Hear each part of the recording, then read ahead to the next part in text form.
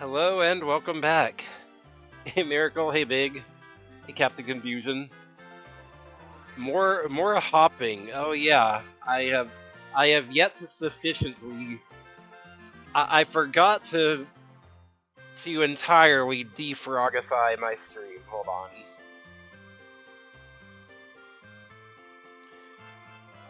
I mean, I could just leave it up. I could just be a full-time frog tuber.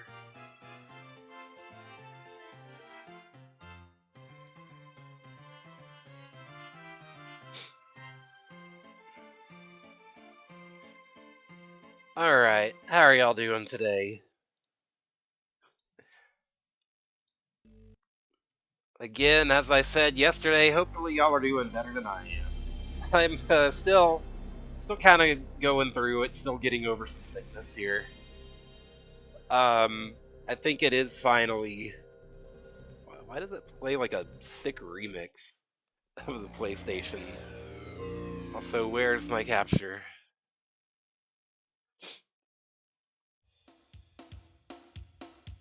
Where's my capture?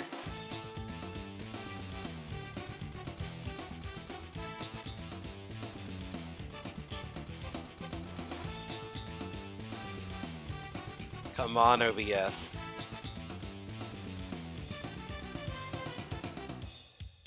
Why is it not capturing my window? Why is this happening? Hold on.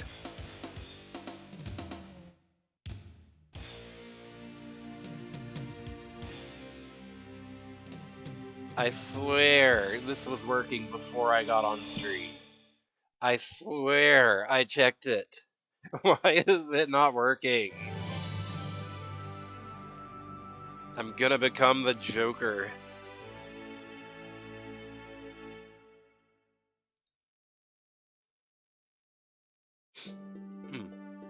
Excuse me, sorry.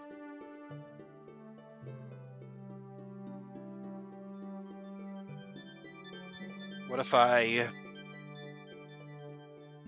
Oh, y'all get to listen to the nice title screen music while I figure this out.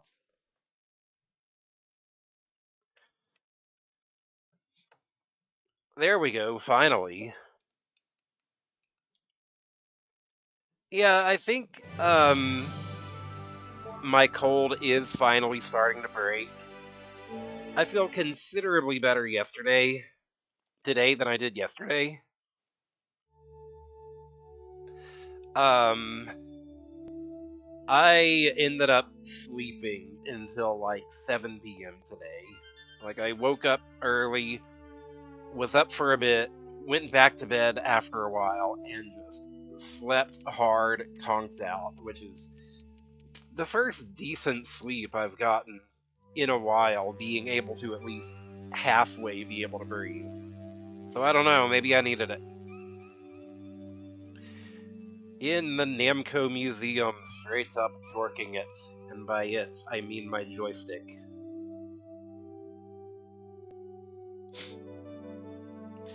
So, last time we played through Pac-Man, Galaga, and Pole Position. Up next, we got Rally X over here.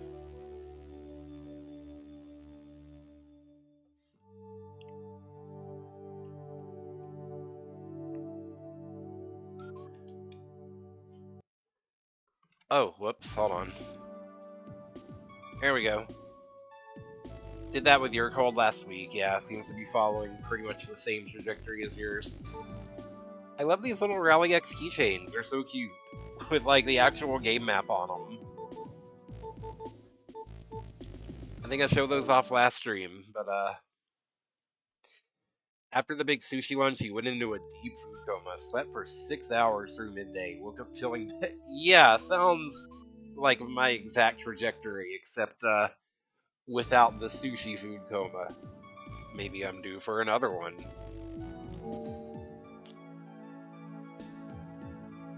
NRX underlay. Okay. So... No, these wouldn't be used as an overlay on the screen. How would these have been used?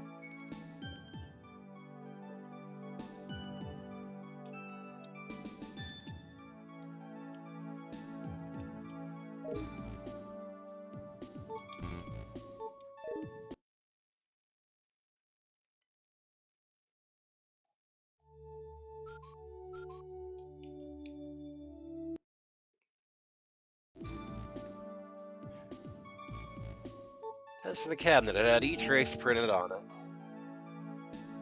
So you see we have Rally X and New Rally X. There is a reason for that. Yeah, I'm excited for you on that.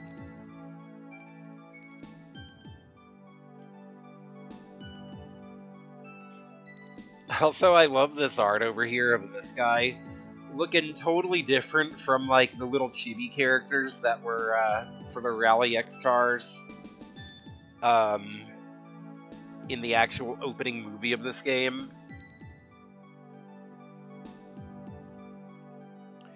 By the way, Captain Confusion, did you get your 2 picks for the wheel in? I don't remember if you did or not. If you did, I neglected to write it in.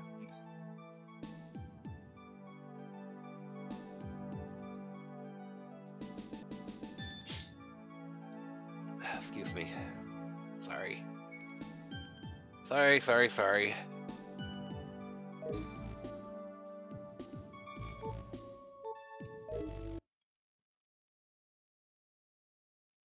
Yeah, it seems like it'll be a job that'll have you, like, moving around a bunch and doing a bunch of different things. I think I would prefer that to just being stuck behind the the cash register all day. Again, like, this guy looking totally different from, like, the intro video. Looking, like, super realistic almost. Pop card. Identifier attached to the cabinet.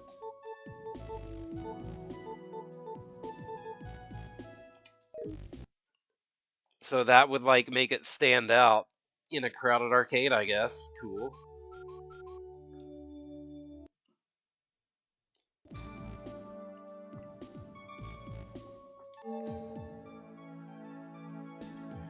Got the sales pamphlet here.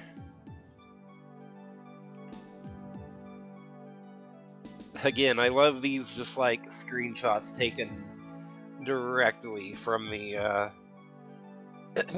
from the screen itself, because they probably didn't have a way to like take actual screenshots back then.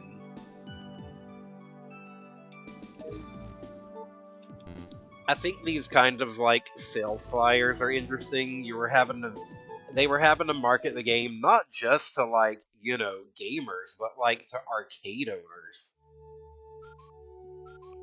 Make them feel like it's going to be like a worthwhile investment for them.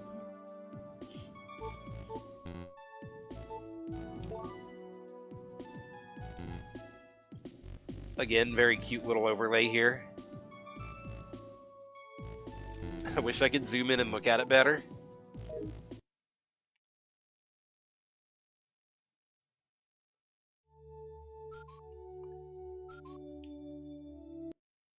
It's like a Rally X leather jacket. Rally X sweatshirt. Okay. I was about to say that'd be cool as shit. If it was a leather jacket.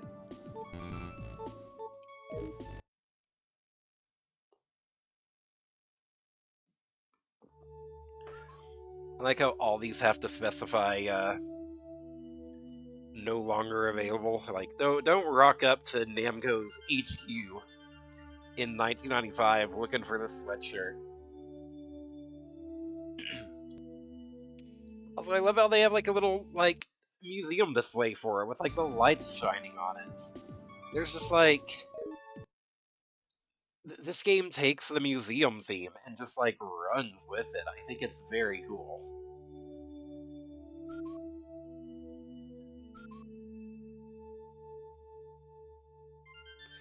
Felt too much like being a machine. Yeah, I can definitely understand that.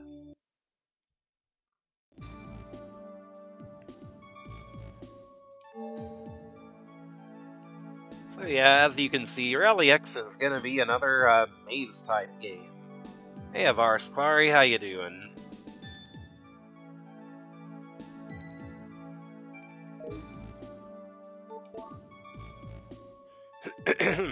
Excuse me, sorry.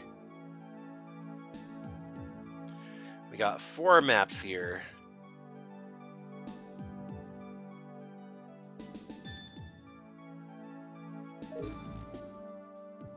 Relegating tales with people about the old internet where you couldn't learn shit, you still can't learn shit. The only place you can actually learn to do shit is like from some forum that hasn't been updated since 2004.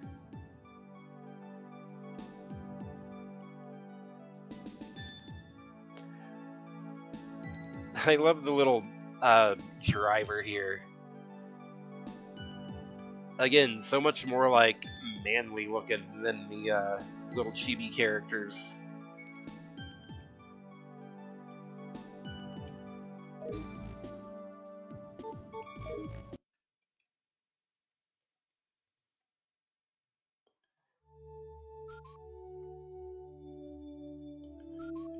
Took almost 30 years to learn what ADHD was, and it was never actually. Oh, okay, that's what you mean. Yeah, for sure.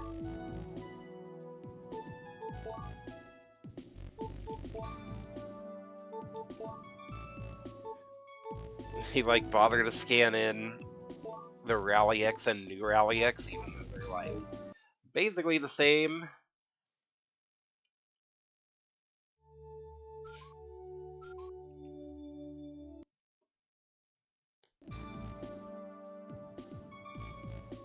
Use your radar. On the right screen side of the screen is the radar. It does not show rocks. Hitting rocks is not a good thing. you don't say.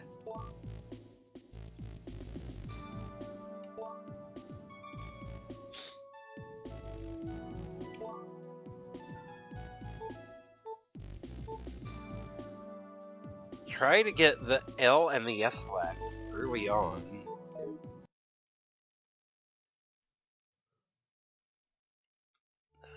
I wonder why.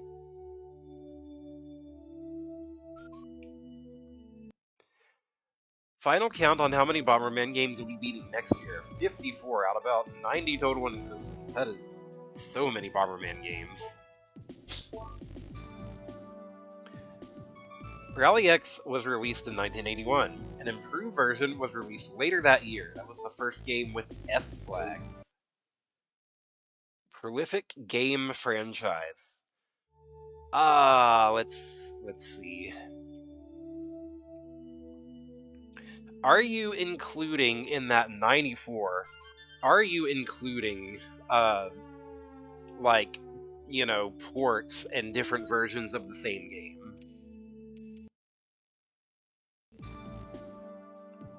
I feel like once you include all the various spin-offs and all that kind of stuff, that Final Fantasy's gotta be up there. You could spend the rest of your life playing nothing but Final Fantasy. Would you want to? Well, probably not, judging by the quality of some of those spin-offs, but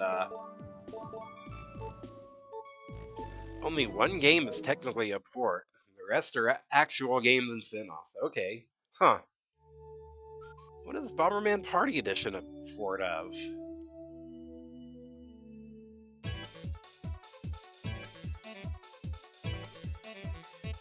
Alright, so here we have Rally X.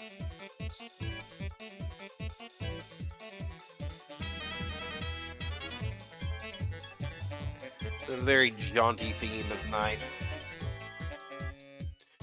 Remake of Bomberman NES. I think that includes the original mode. I like how this has the cars racing by on the side here.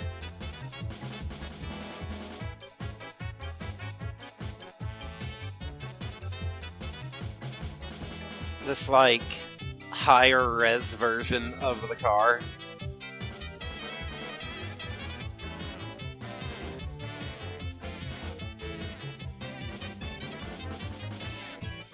Something I never noticed until just now is that only half of this car is actually rendered. Only the front half of this car is rendered. The back half is just like a flat texture.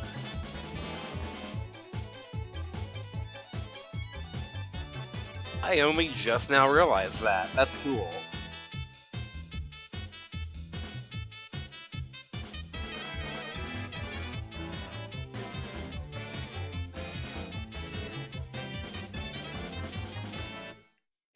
Alright, so let's do Rally X. Ugh.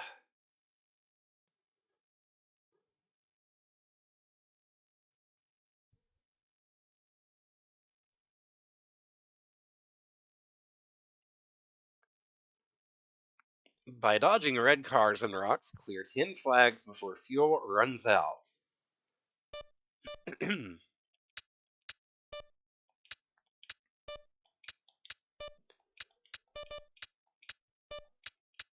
Jeez, we have like no options to make this any easier for ourselves, huh?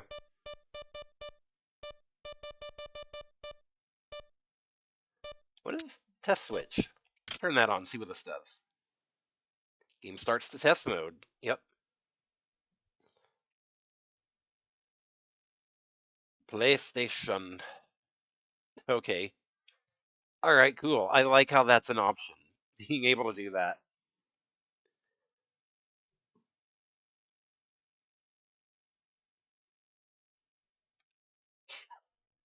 Bless you.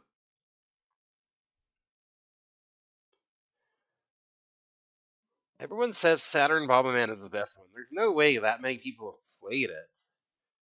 What about on emulation, though? Hi, Yuna. Y'all might have heard that one. I have a whiny little baby over here. Hi. What's up, baby? What's up? Excuse me.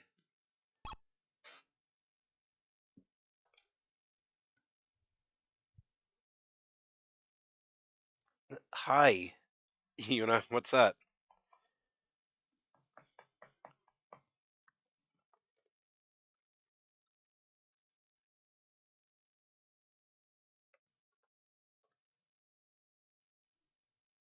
Steel Battalion. Is that... Oh, that's that Xbox game where you have, like, the actual mech cockpit controller, isn't it?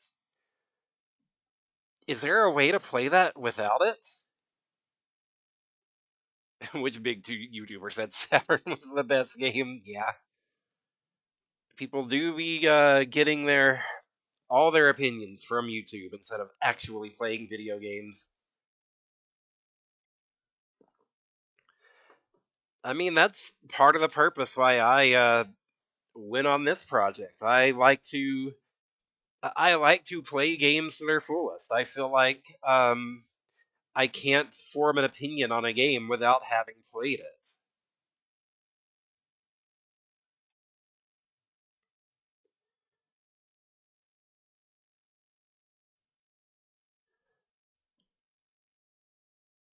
Saturn is difficult to emulate because of the way they rendered graphics. Yeah, I know Nintendo 64 is also very difficult difficult to get emulation working on it. Apparently, Nintendo 64 emulation involves like a lot of custom hacks per individual game.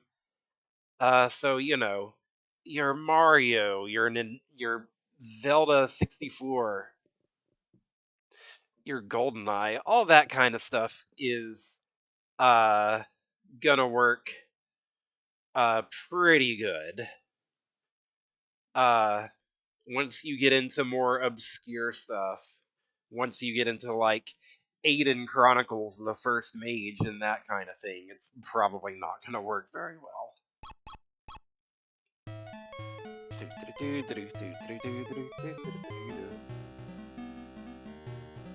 So here we go, Rally X. It's another maze game. It's it is what it is.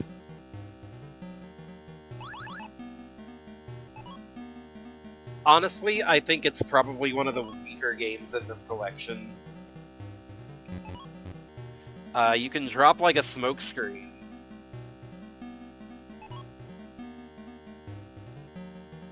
To block the other cars.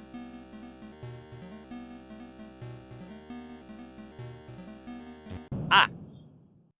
That's where the S flag in Smash Bros. Come from. Yep, you're exactly right.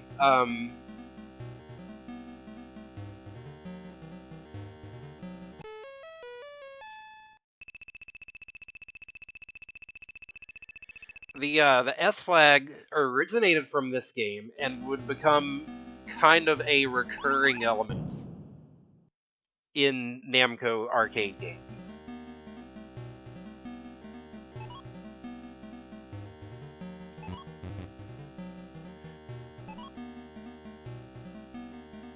Whoop.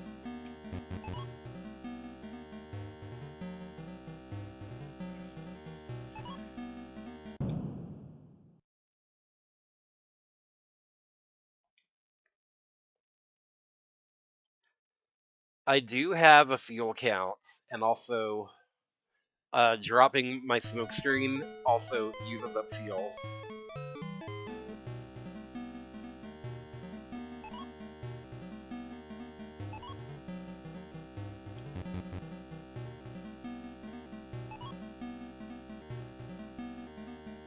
Like I said, I think this is probably one of the weaker games on this collection, but hey, I'm glad they included it. Ooh.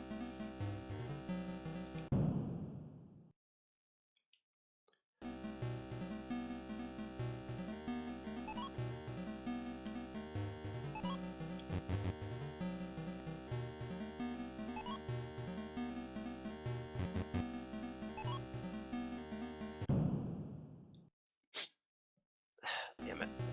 Excuse me, sorry. Excuse me for being sniffly, not for swearing.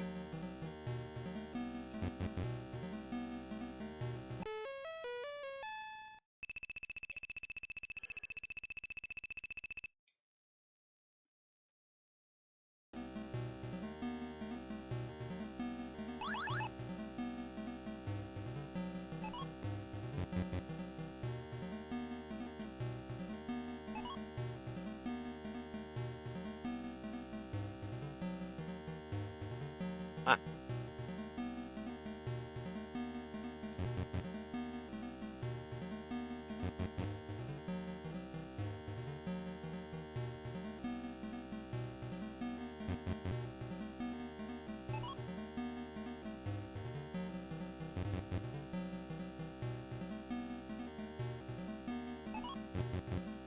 I like that the enemy cars are generally beholden to the same rules you are. Also, I'm gonna run out of fuel or just crash and die.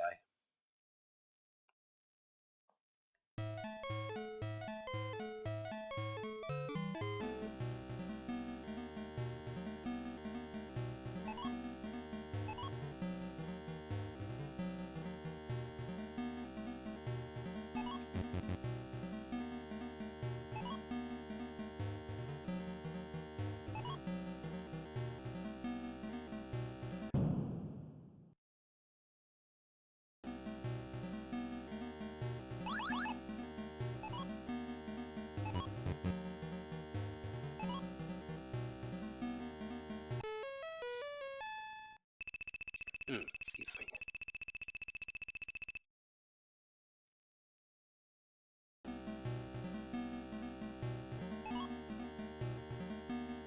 The fuel count is pretty low. You have to, like, be pretty efficient about your routing here.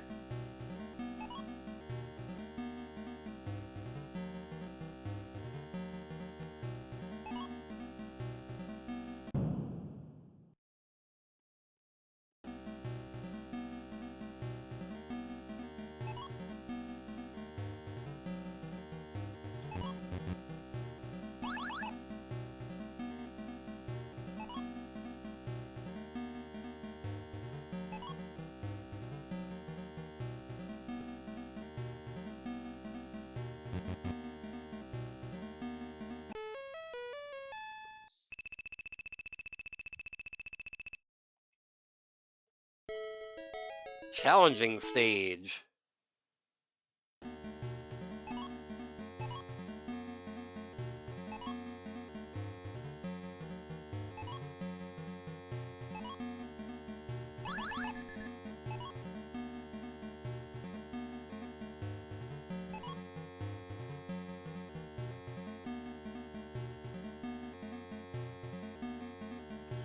What makes the challenging stage different? The cars just don't come after you. You just get to go.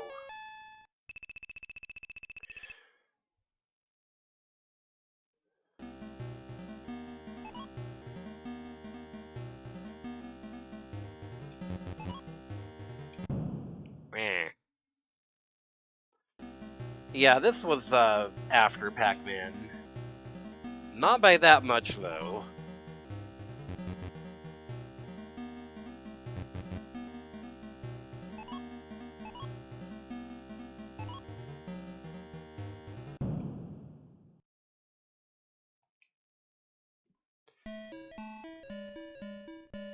Got the high score of the day. Go for the world record now.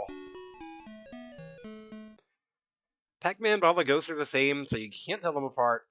Also, the screen is super zoomed in. It's an interesting concept that only works in our game. Yeah. Got like a little radar on the right, so you can kinda see what's coming up, but like, not in much detail. You don't get to see the actual course layouts at all.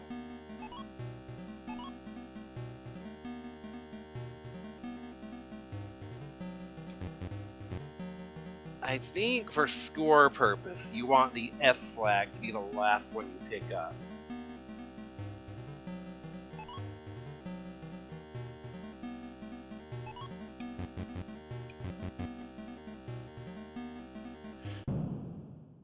Although, multiplier doesn't stack if you,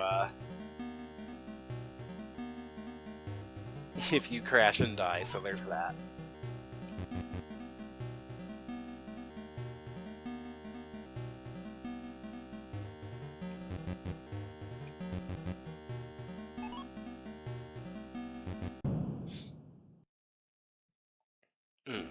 I am not good at Rally X. I'm not good at maze games in general.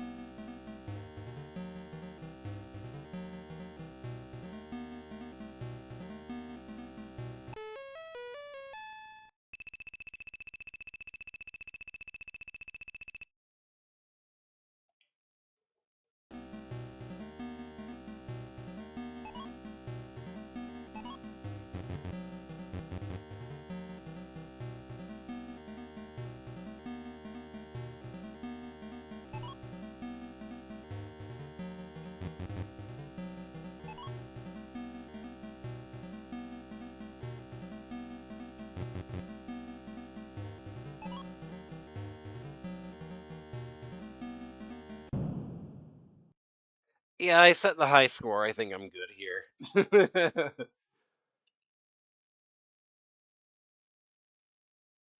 Gives you an opportunity to revive your YouTube Let's Look At, where you play unlocalized games for 2 hours. Ah, neat.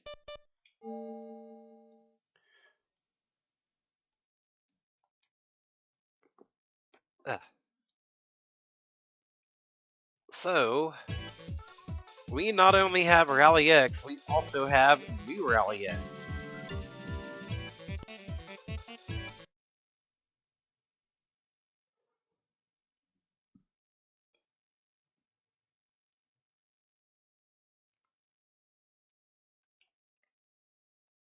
New Rally X. My car. Red car. Checkpoint. Special checkpoint. Lucky checkpoints.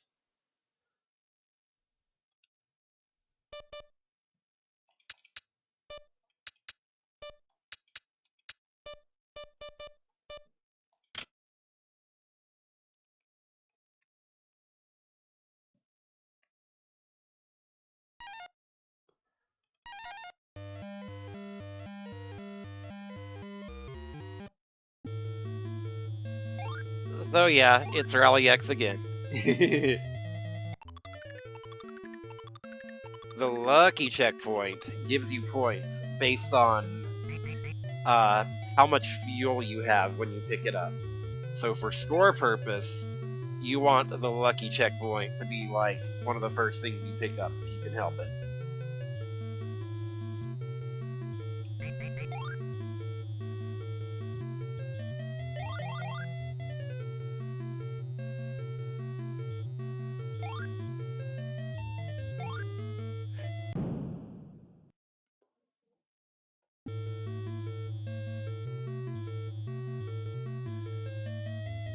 So yeah, it's mostly just Rally X again.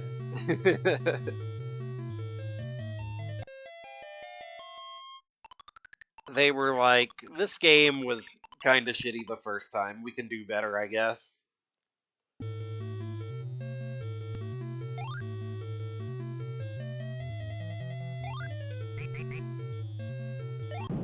I'm unclear on what the S flag does, actually.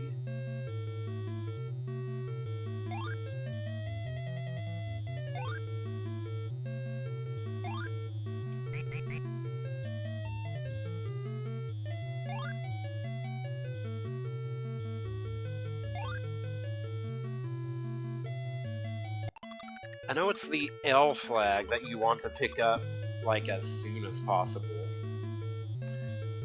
to maximize score.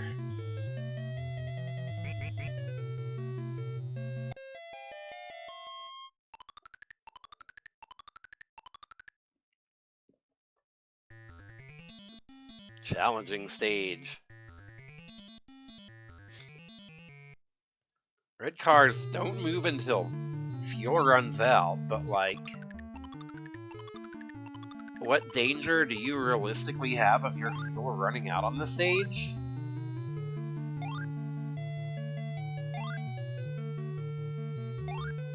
If your fuel runs out, you're,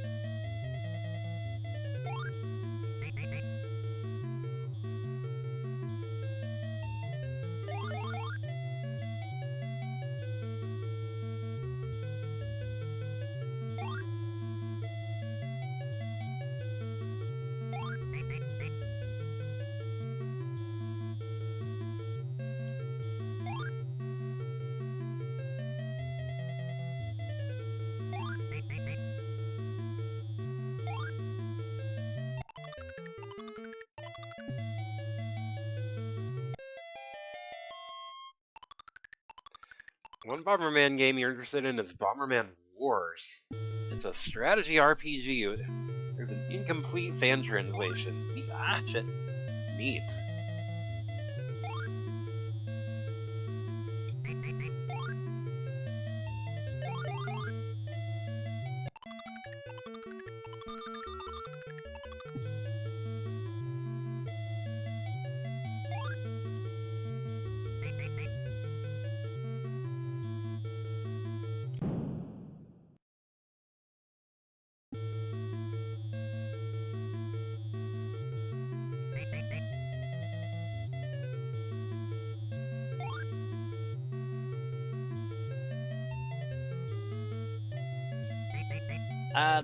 Fuck.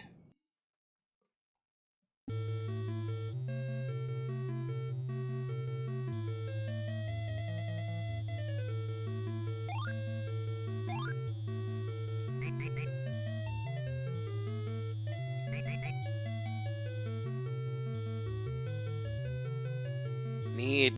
Fuck. Need. Fuck. Need to get around that car is what I needed. High score of the day. Could have been a funny number, but I got too much. WatchMojo has a list of top 10 video game franchise with the most games. I don't even give Bomberman an honorable mention.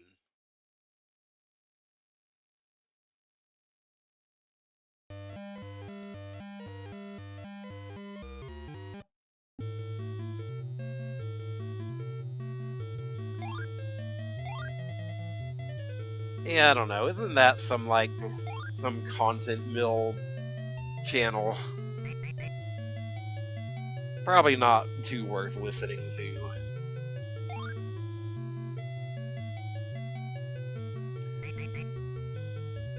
All that stuff like, Watch Mojo, Screen Rants, or whatever, are all pretty much in the same bucket for me.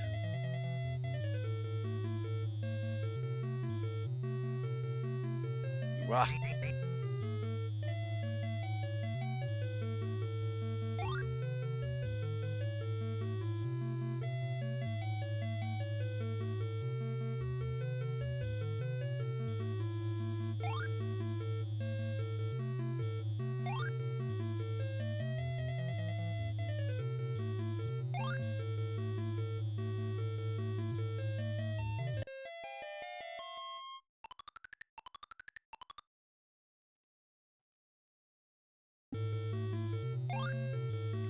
Again, I don't really know what makes the S flag different.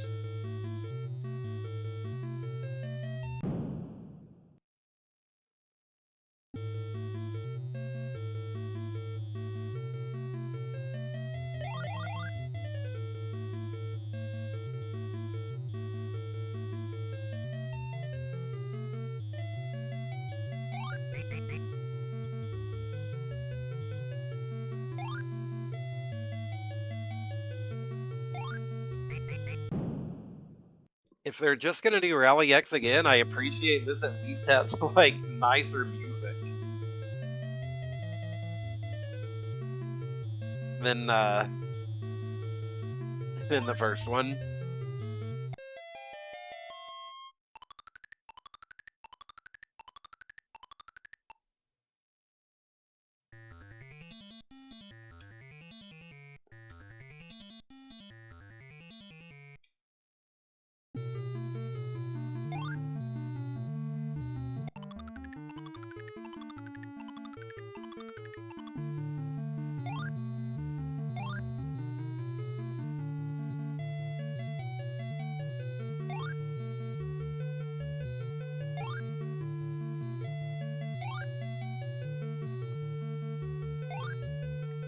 Again, I'm a little baffled by these stages being the cars don't move until your fuel runs out. When are you ever in danger of running out of fuel on these stages?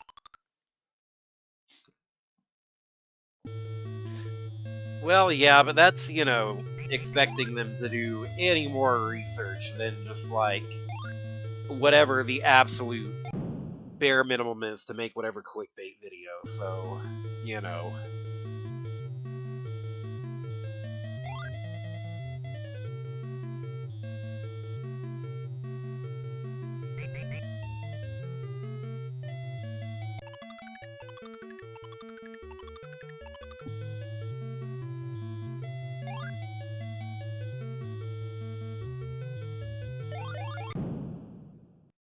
Yeah, I think I've played enough for Rally X for one lifetime. It's like I said, I'm glad they include it.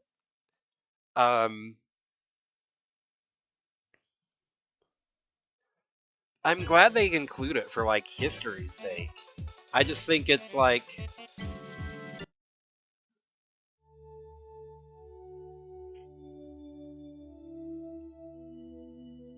hi, Yuna, what's up, baby? Click, click. I'm glad they include it. I just think it's one of the weaker games in this collection here. Reading out, seeing me read about nobodies. The thing that I always felt weird about Cage is how Sora just gets swept up in this. Stop faking emotions.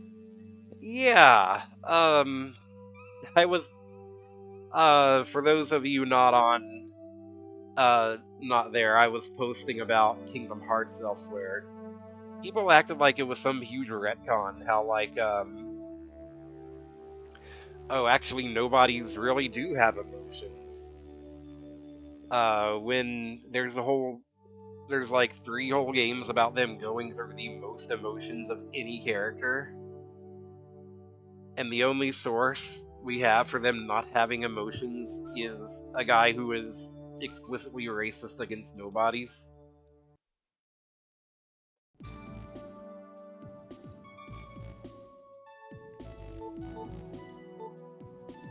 Amusement Catalog, Rally X, Pac-Man, Shoot Away, Clay Champs, Submarine.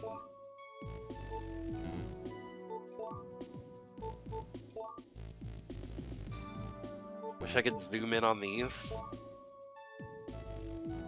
This is cute. I kind of wish there was some way they, like, recreated some of these, like, more physical games.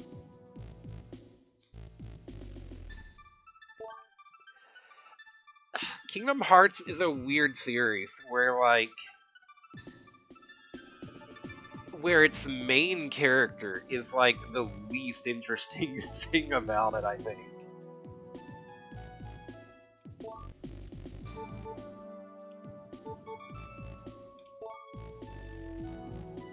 Tank Battalion. I think that one comes up in a later...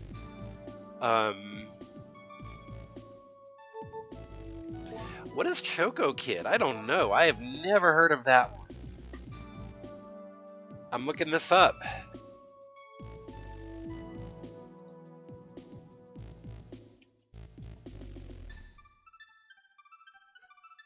Make an argument they're faking it around the store. We literally see them around each other. You want me to believe they are faking it to each other?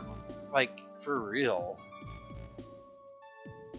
Choco Kid Namco.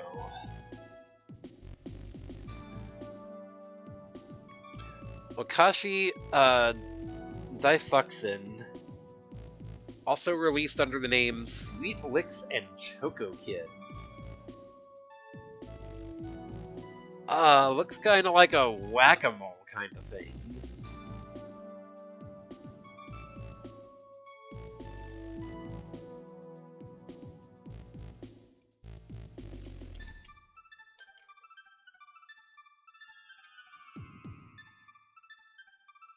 Tell me they're so good at faking they even fool themselves. And what really is the difference between that and really...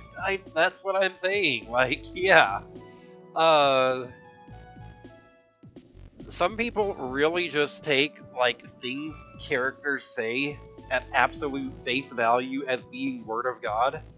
When I think one of the things Kingdom Hearts actually does really well in its writing is sometimes characters will just actually be straight up fucking wrong. Working off of bad assumptions. But something that comes up like so much. Excuse me. So yeah, people acting like it's some huge retcon that like, oh, the nobodies can actually experience emotions and regain their heart. Well, the only source we have for that claim is a racist and a guy who was actively gaslighting the nobodies to, you know, keep them as his own personal little cult.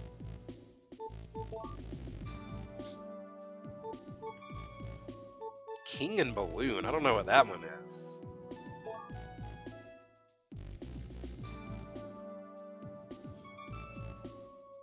Shoot Away, Clay Champ, and Submarine. I would have liked to see, what some of these, like, you know, more mechanical games would have entailed. Even, like, you know, it would probably take, they'd, you know, take some significant work to recreate those for, you know, an actual video game, but, like, I want to know more about these. These kinds of, like, you know, ancient arcade games are interesting to me. The batting cage here, that's cool.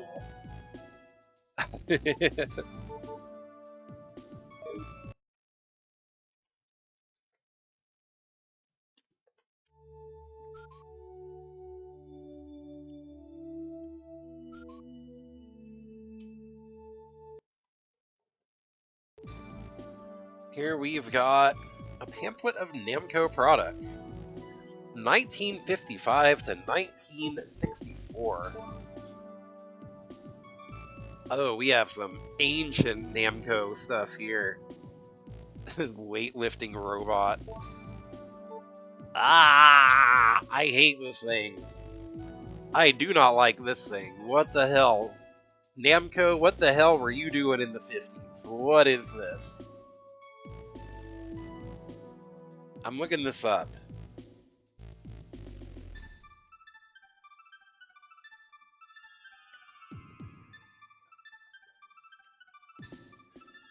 This would have been like in the 1960s, according to,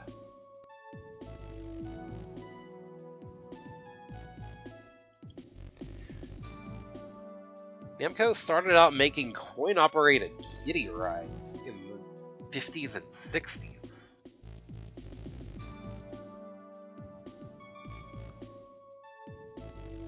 Where does this thing come from? Where would they have ever used this thing? Excuse me, sorry. I am searching and I cannot find like any mention of this cursed fucking thing.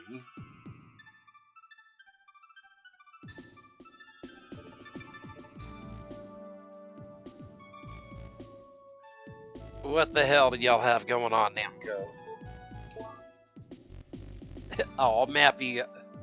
These life-size Mappy. One of the rundown, half-broken robots in Astro Boy. Yeah.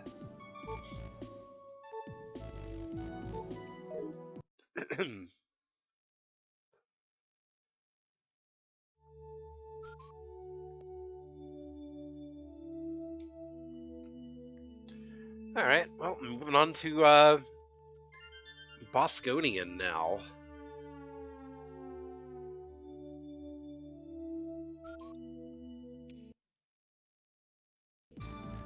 Oh, Pluto is extremely good. It is, like,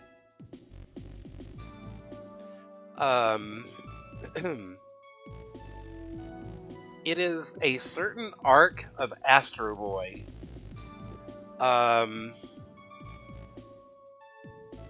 Like the greatest robot on Earth arc, but reimagined as like a gritty like murder mystery.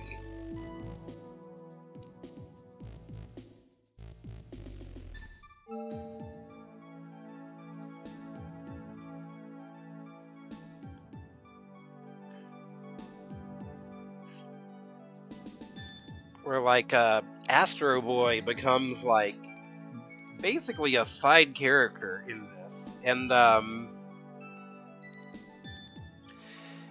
like the robot detective Gazit becomes the main character. It is a very good series. I am quite enjoying it. By the same the same creator as Monster, which I guess I need to watch at some point. Also got those. I understand that also being this kind of murder mystery thriller.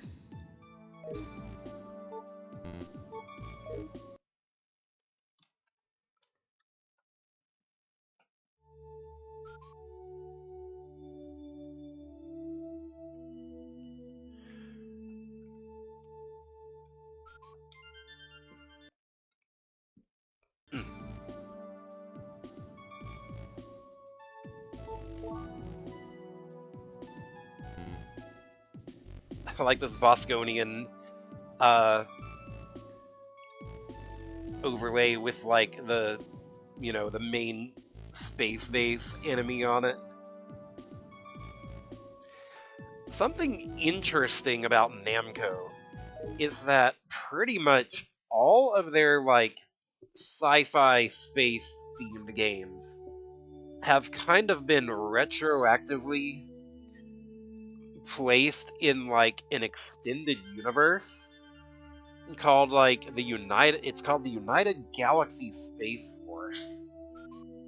So like Galaxian and Galaga are a part of it. Bosconian is a part of it. Xevious. Enemies will go berserk if a spy ship goes off the screen. You definitely want to kill the spy ship when it shows up.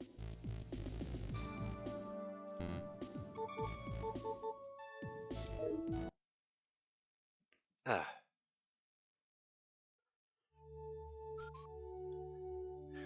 Like, I'm pretty sure, like, Ace Combat as, like, one of Namco's kind of sci-fi themed series is placed, like, at the very start of this United Galaxy Space Force timeline, too.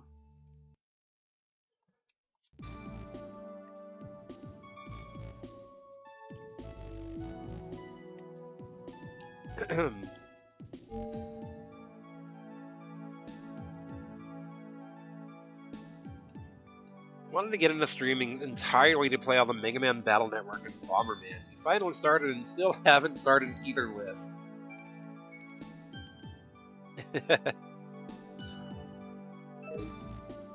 Just a sec.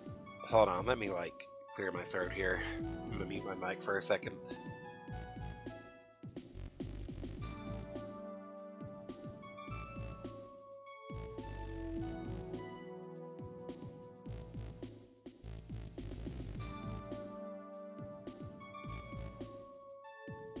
Okay, that's a little better.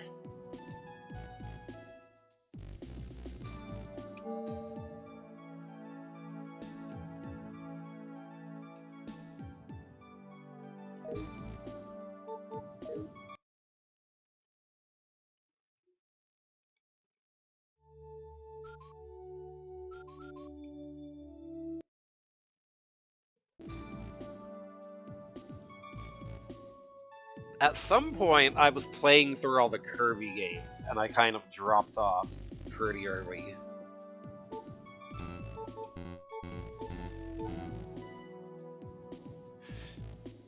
Is Act Zero actually terrible? Is it just mediocre? Uh... Act Zero is, I'm pretty sure I actually own that game somewhere, and it's pretty rough.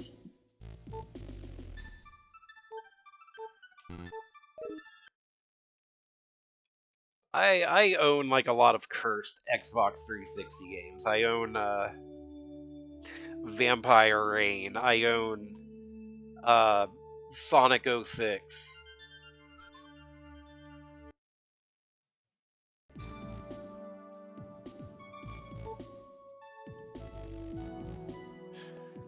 I own Bullet Witch, which I actually like. Bullet Witch is funny because it's like, Mom, can we get Bayonetta? And Mom says, we have Bayonetta at home. And Bullet Witch is the Bayonetta at home. It's a fun, dumb game. Bosconian was out in 1981, a game that scrolled in 8 directions.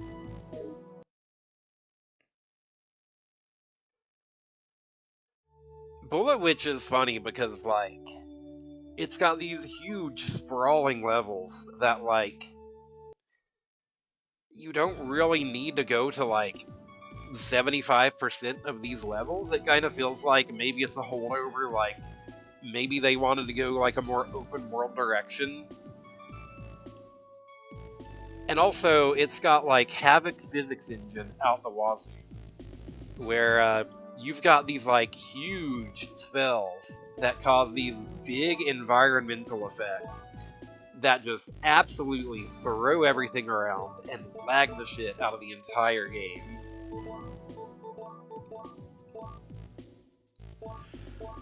Vampire Rain is a game that I feel like maybe deserves me revisiting because, like, I disliked it as long as. I disliked it, you know, when I was like 16 years old. So did everyone else. It very much built itself as this kind of like uh, tactical Splinter Cell uh, military stealth game, but with vampires. You are not meant to play it like that. You are meant. This is Vampire Rain is a horror game. These vampires will fuck you up. You do not want to fight the vampires in this game. So your entire skill set is like around avoiding them as much as possible. I would like to revisit Vampire Rain sometimes, but I do not actually own an Xbox 360 anymore. The one I had has long since been red ringed of death. Also, here's the Bosconian room. I like it just being floating in space here. It's cute. There's the actual like ship floating around here.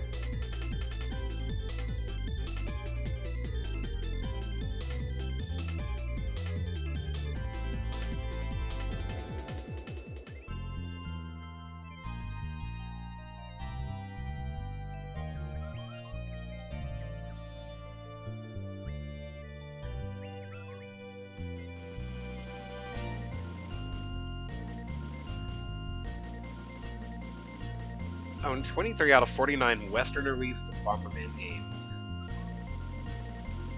3 of those are Impossible eShop releases. Womp womp.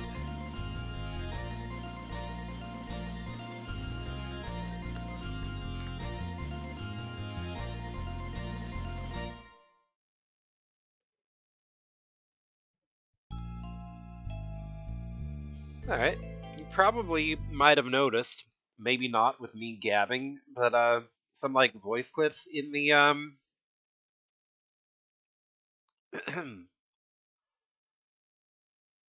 voice clips in like that music there. There's actually this is a game with like that uses actual voice, which is probably pretty early for a game to do that, I would say. 1981.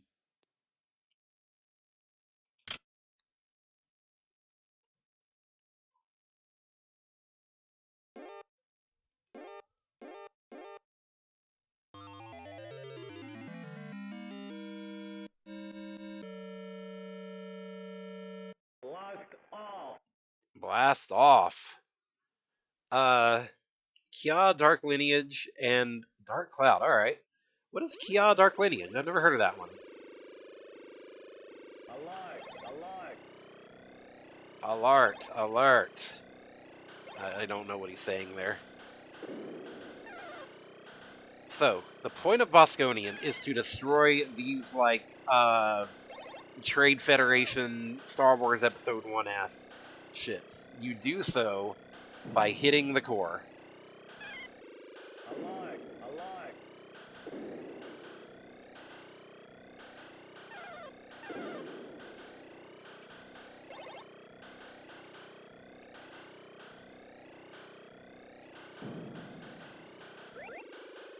Yeah, I don't know what Kia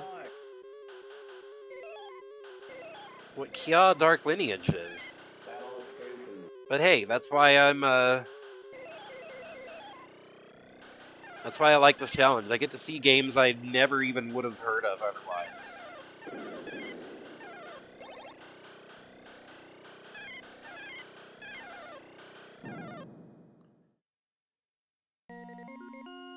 Do-do-do-do.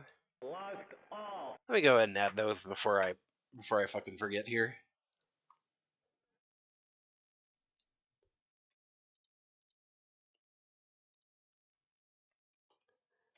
If anyone sees Noir for real about, they also have a couple of picks to cash in.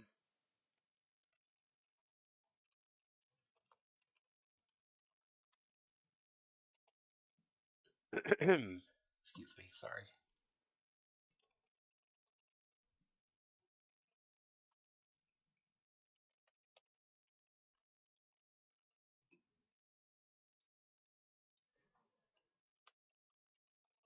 Kia Dark Lineage. I'm looking this up. Oh, this game. This game looks like it has the sauce. I'm just looking at like the box art here.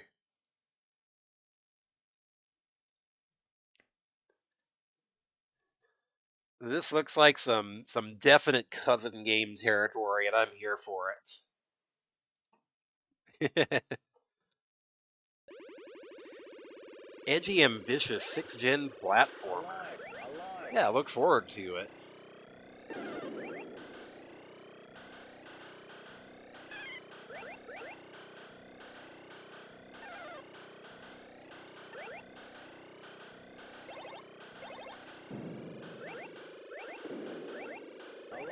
Oh, hey, Depths. The game that's on screen, you played it as a kid, and it was so scary. Oh, like the like the voice clips freak you out?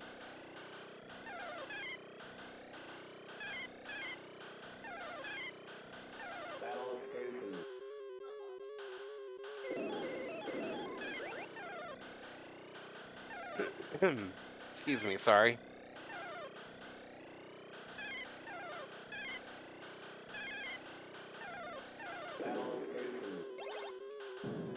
I played Sinistar somewhere as a kid, and that game freaked me out because of the voice clips.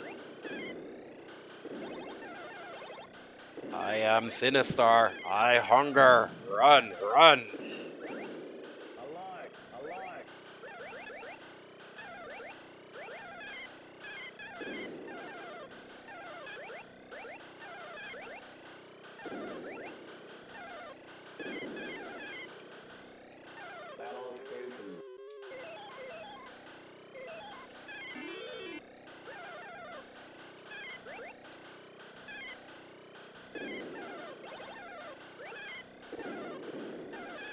Yeah.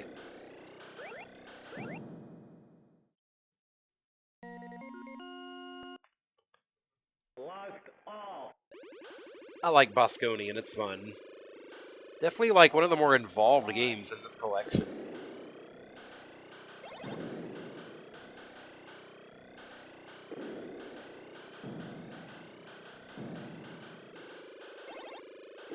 Definitely feeling the vibe of like, this was definitely released in the wake of like Star Wars. With these like fortresses you've got to line up your shot perfectly on and everything.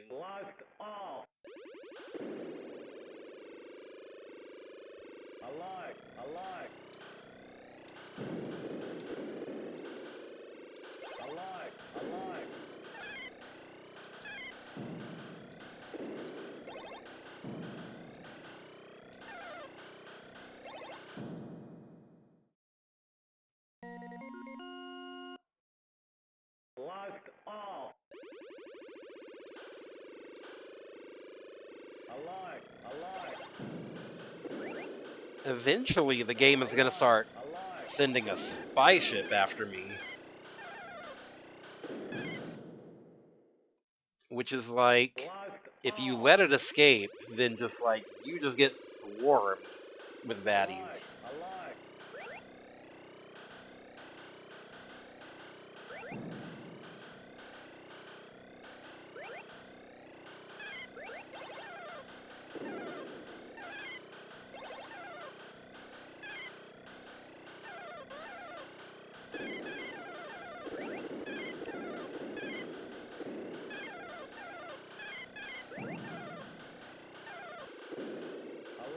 It's like a pretty obscure pick, I think.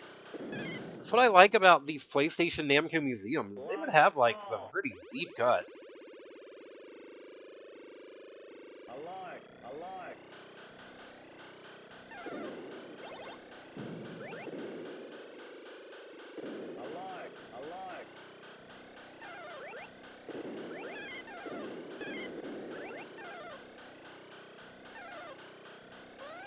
Eh, womp womp. Go for the space record now.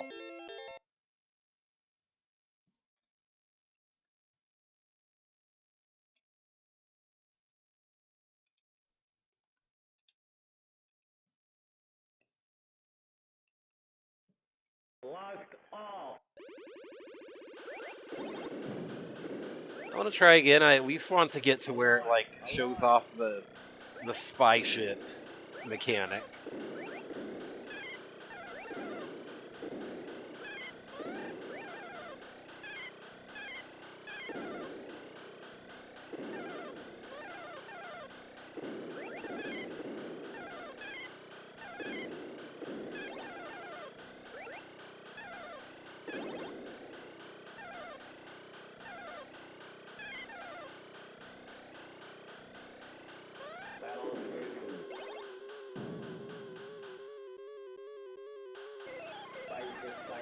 Oh hey, there we go. There's a spy ship. It just like took forever for one to appear, and I nuked it immediately.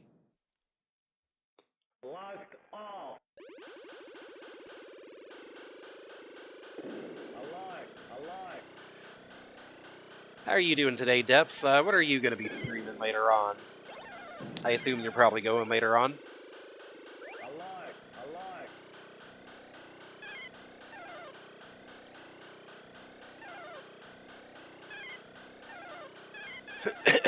Excuse me, sorry. Still hawking up gunk over here.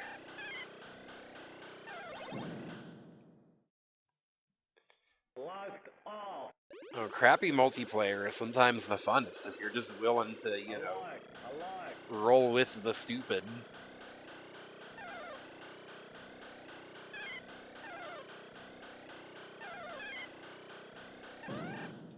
Okay, I think I'm good here. I set the high score.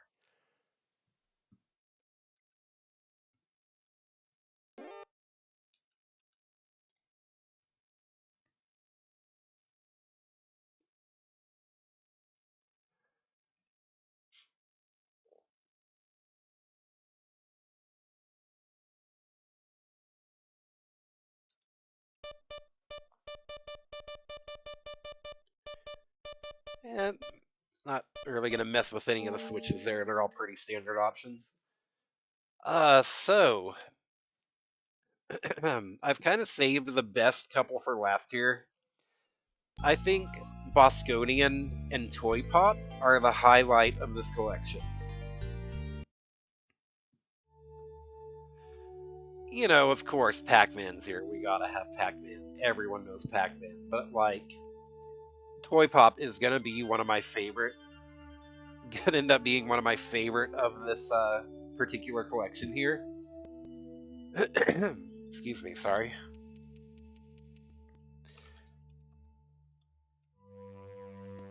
It's a little interesting because I'm just gonna show you like another version of the Namco Museum Volume 1 box art.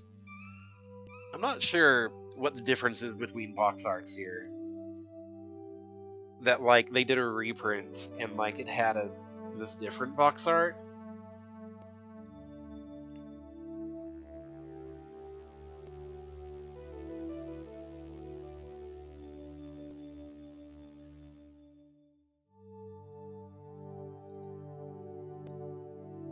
Like I thought maybe it was just for the greatest hits collection, but like no, like here's like a regular release too, so I'm not really sure when it moved from this box art to this box art. But like the ones they highlight are like Pac-Man, Galaga, Pole Position, and Rally X. And Toy Pop is just like a little also featuring down here. And it's like you're gonna highlight Rally X, the most Rally X I think is probably like the weakest game of this collection. They kind of do this again with Namco Museum Volume 3, where the box is like also featuring Tower of Druaga. And like, really, you're gonna relegate Tower of Druaga to an also featuring Pac-Man down there being a Tamagotchi? Yeah, I love the cute little Pac-Man who will just like fall asleep and has little animations.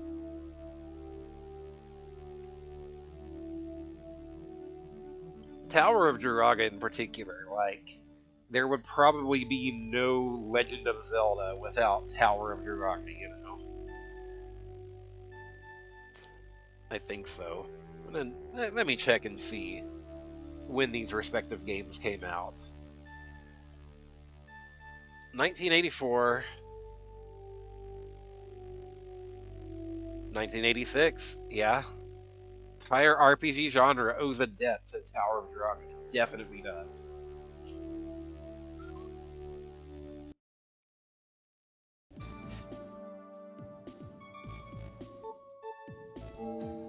So here we have Toy Pop, which is like an insane deep cut. I don't think Toy Pop has ever appeared on any other Namco collection.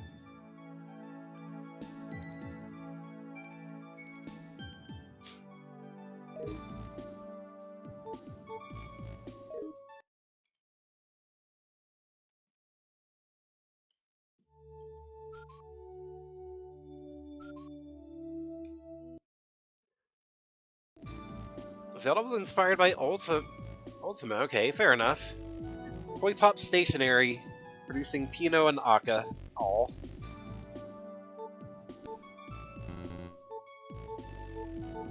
This would be very cute to own. Some of this stuff is like, I'm gonna look this up on eBay, see if some of this stuff is being sold.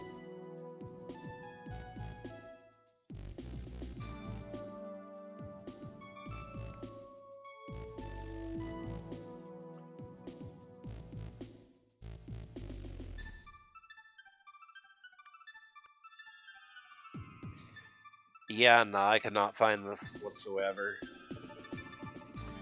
Probably some super fucking collector's items.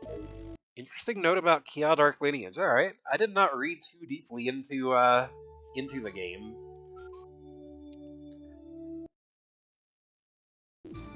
Katara from Avatar: The Last Airbender was originally named Kia.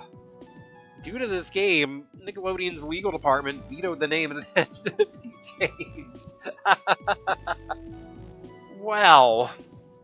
Of all things, this PS2 game that, like, nobody has ever heard of made fucking Avatar have to change a character name.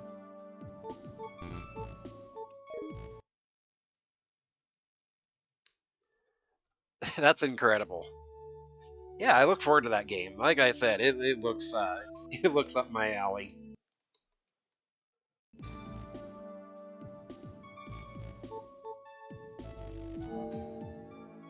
Instruction cards. So a thing about this game is that there are different weapons. Different weapons that can only defeat certain types of enemies. The wheel can only defeat the car. The wheel just bounces off of the card soldiers.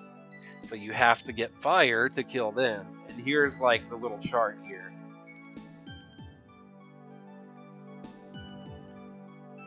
So wheel for car, fire for soldier, bomb for tank, lightning for robots, tax for balloons, springs for the monkey.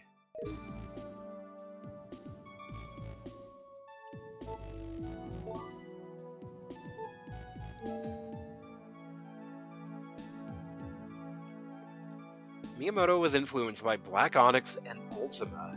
Huh, interesting.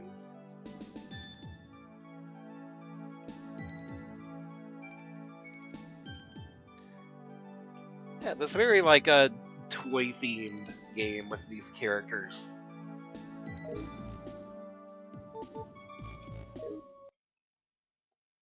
Mm.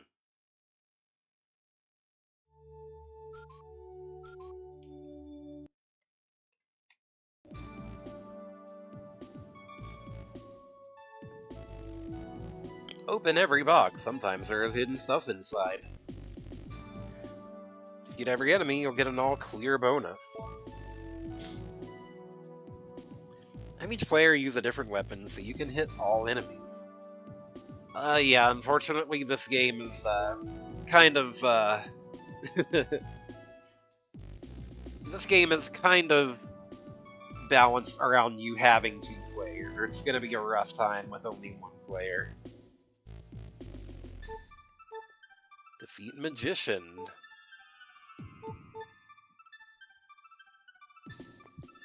Only star bullets in the whirlwind can defeat the Magician.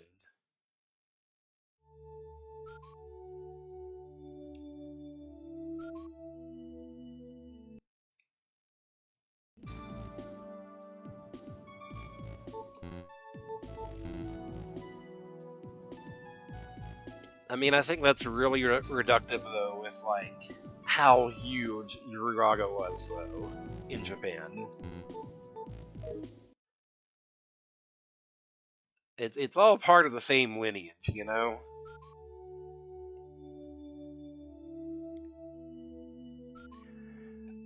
Uraga is an interesting game to me, with how, like, it was full of just, like, obscure bullshit that, like, a player could never know about.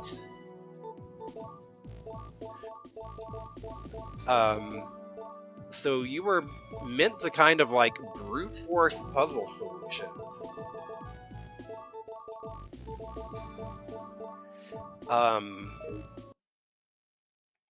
And in Japanese arcades, there would be, like, a communal notebook where players could, like, write down hints for each other. And that is something that has influenced a lot of Japanese game design. Just in general. This kind of, like, communal knowledge. That's something that, like, kind of feels like was mostly absent in the West. So especially stuff like, you know, Dark Souls and stuff like that. That absolutely, is inspired by Druaga. Toy Pop was put out in 1986. Its main motif were toys. Characters were cute, but they had a purpose. Fame.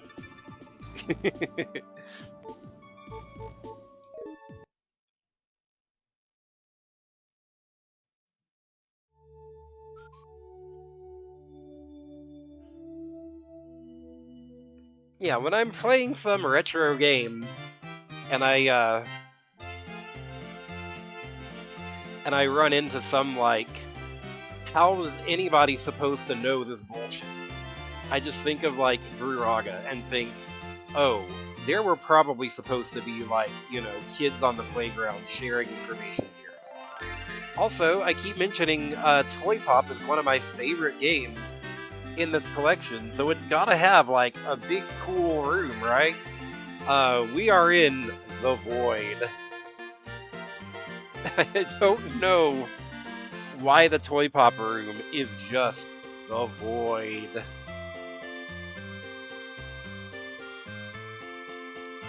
The egg room from I was gonna say though, this is the room where you fight like Shadow Link in in Ocarina of Time.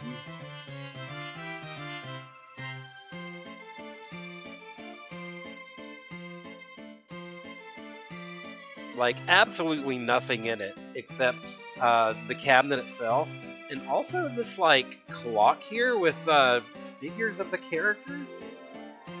I don't know if this would have been part of the cabinet. There is no ceiling. Excuse me. With like the little figures of Pino and Akka in it, I wonder if that would have been part of the actual cabinet. I'm gonna look that up.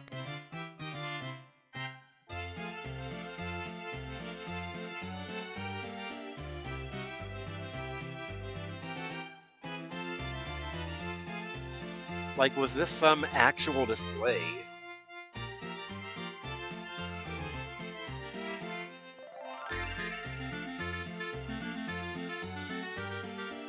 I can't find any screenshot of like a real life version of this thing existing, so maybe not.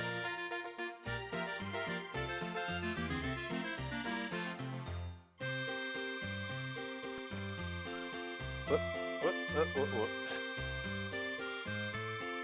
So the exit is just like a toy box. Now here's what's fun. We can go behind the exit. Again, I don't know why every other game gets themed rooms, and this is just the Void. Makes me wonder if the decision to have themed rooms was like a late one, and they just didn't do one for Toy Pop. Image search including images of Funko Pops. Yeah.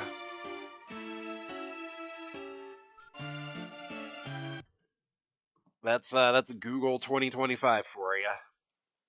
Or probably not even Google, because I think you're using DuckDuckGo.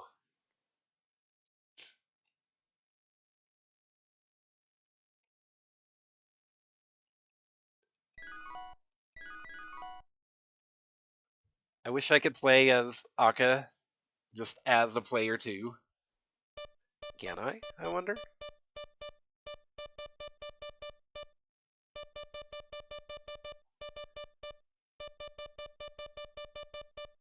Guess not.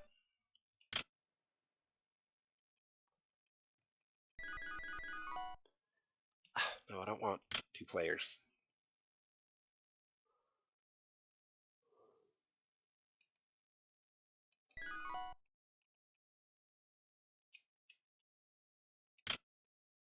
I'm trying to see, like...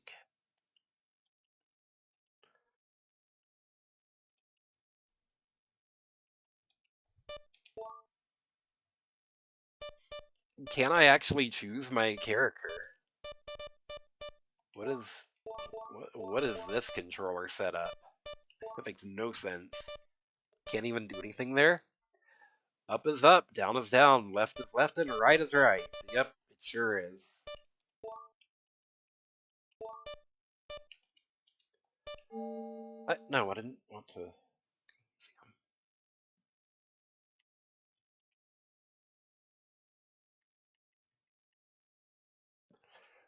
You gotta love how when doing any kind of search online, you now have to put like before 2022, because otherwise you're just gonna get a bunch of AI generated garbage. Pino and Aka are going to Maggio's castle to save friend.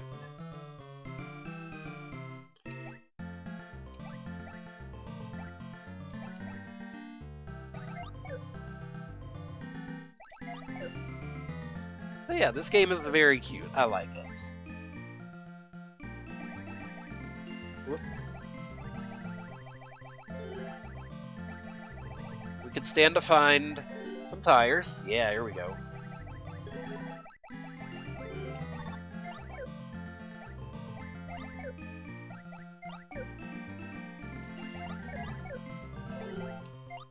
Ah, I didn't want to get that.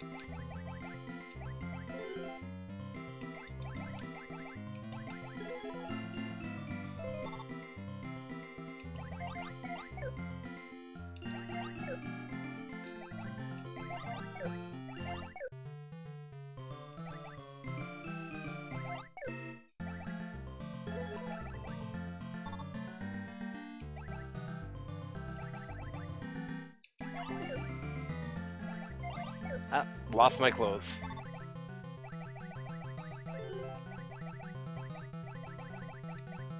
Oh shit. Ah, if you don't, if you get all the hearts and you don't go in time, it starts boxing you in.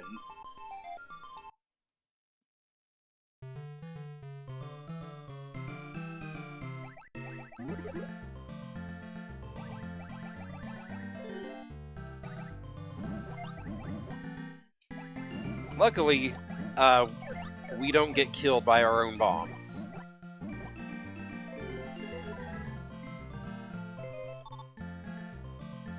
Also, yeah, if you get hit, you lose your clothes.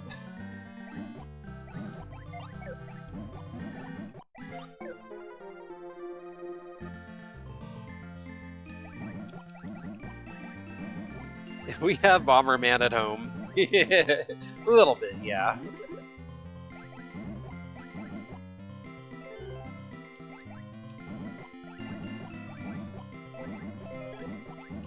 So yeah, you can already see how this game would kind of be balanced around, kind of necessitating having two players, both of them with different weapons.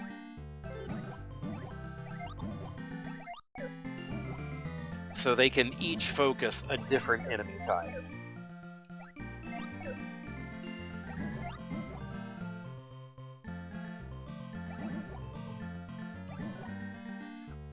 We're gonna have a bit of a hard time with just one player here, but it's okay.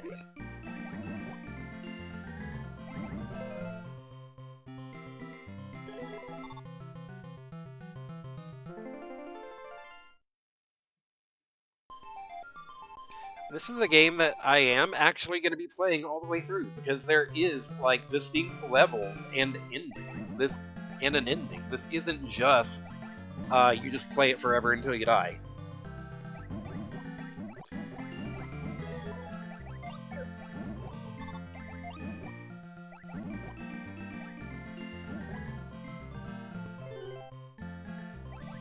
Got the balloon, so now we switch to the tax.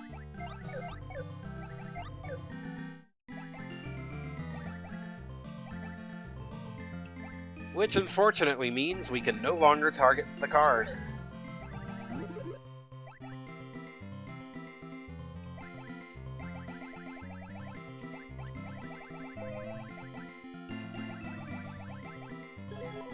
But there is a limited number of each enemy type on each level, so it's like once you clear out all the balloons, you can then pick up a different weapon.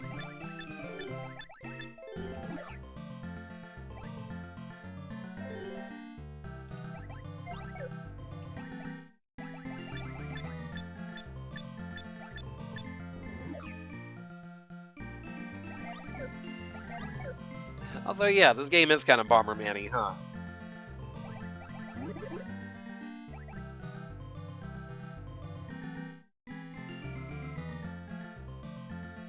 Wait, I'm gonna die.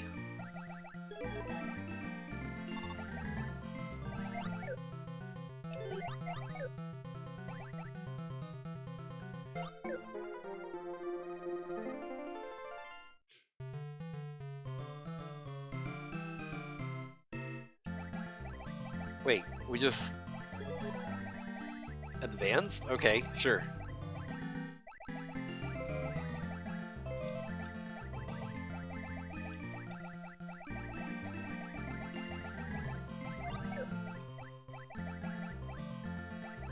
Looks like it'd be really fun in co-op. Yeah, it's definitely a game, like, balanced around the co-op, which is... excuse me. Slightly unfortunate if you don't have anyone to play it with.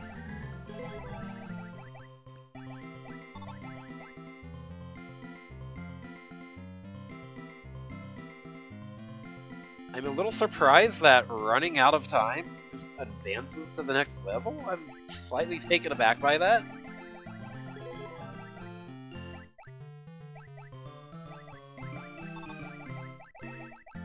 Like, okay, I guess. I need tires.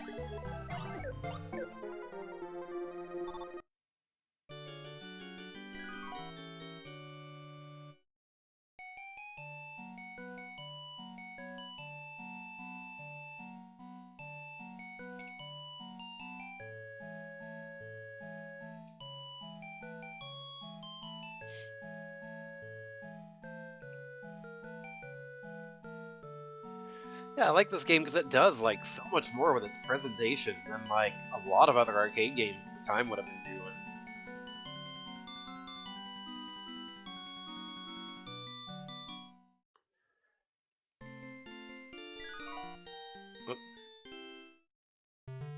So,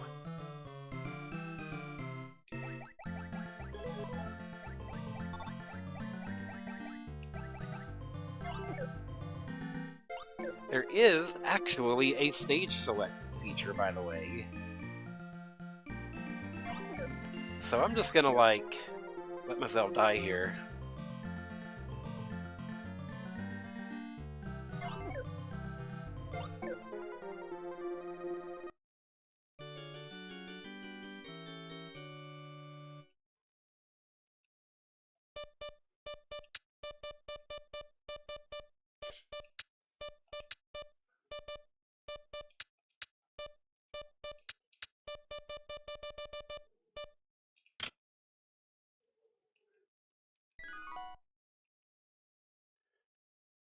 "44 levels in total. I think we got to level 4, right?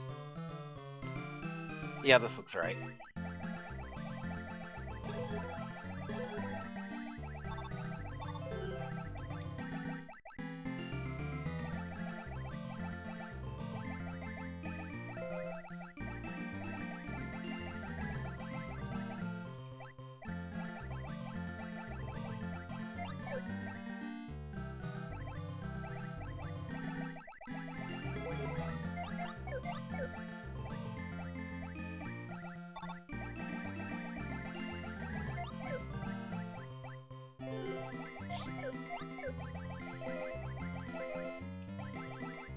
Ah.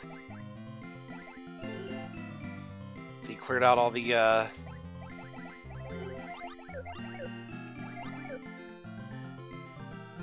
cars, now balloons come out, and now I have card soldiers, which I need fire for.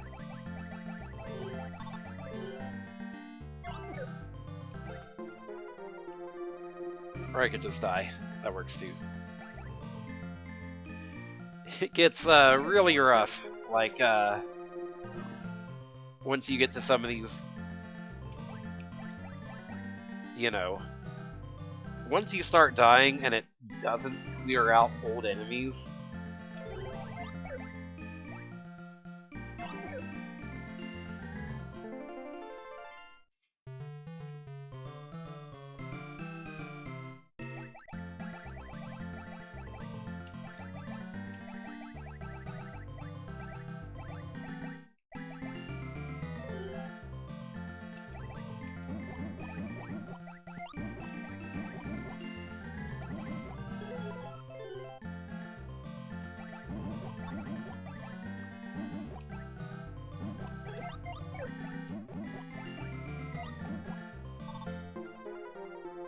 Bomb is definitely best for clearing out, like, large amounts of enemies at a time, though.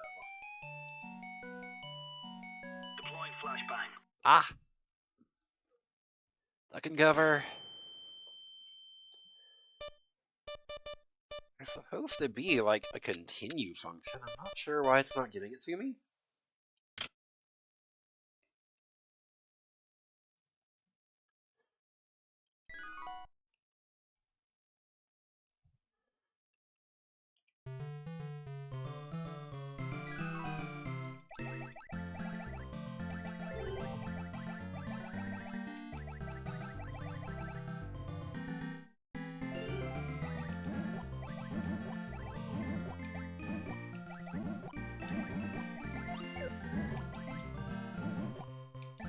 Now, for a game that is actually going to have, like, you know, distinct levels and an actual, like, ending to work towards, it's nice that they,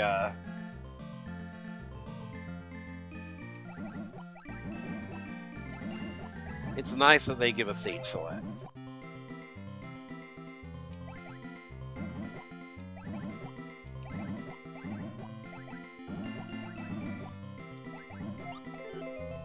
Ah, shit, I do not want attacks.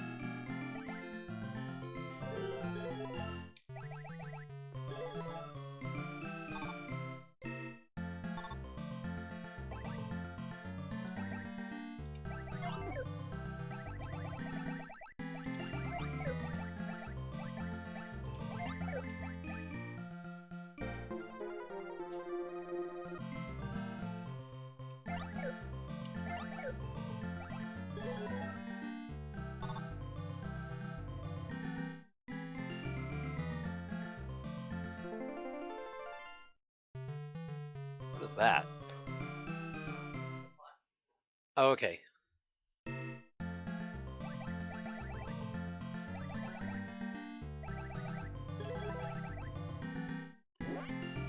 Uh,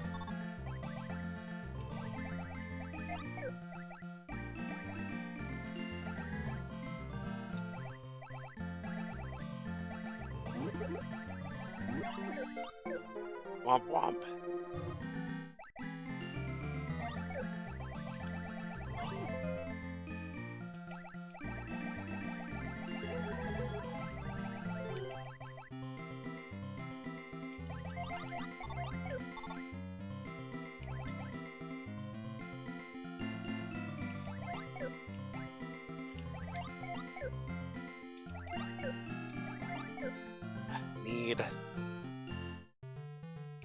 I need these guys to let up for just a second so I can go get those clothes. Now you can see how different enemies have, like, different properties. The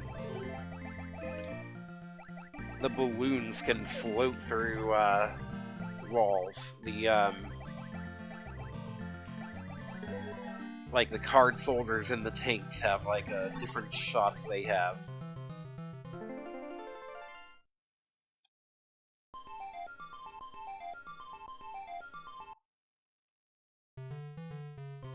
We got a wizard on this stage. I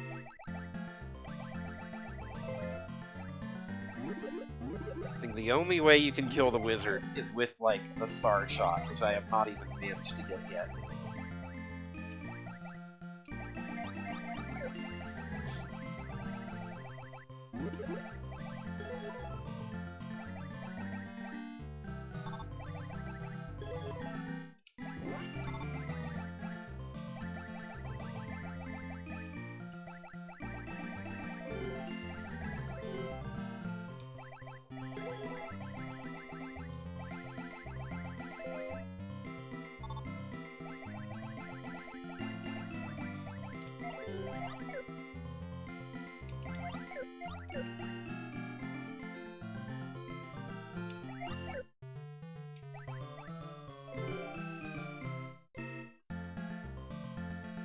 Excuse me.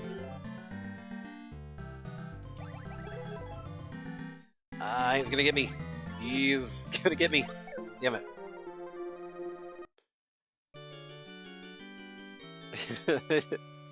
I want to play this game through, but it's gonna be a bit of a process.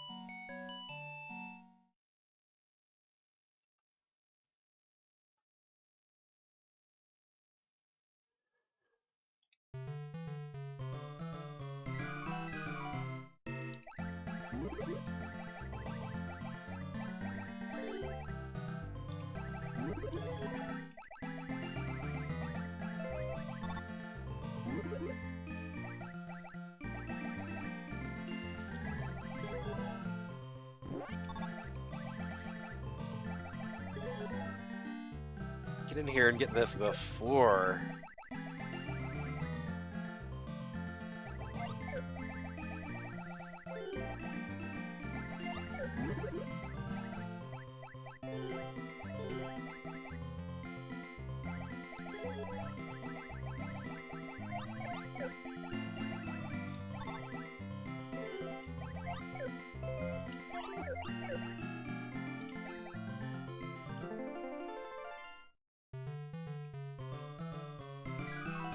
Bonus box. Got a bonus level here.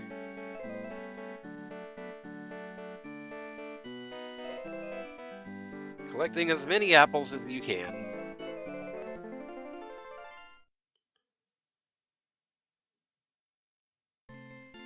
Maho changes good Heitai to evil Heitai. Yeah, they're like little like cutscenes. It's cute. I like this game a lot.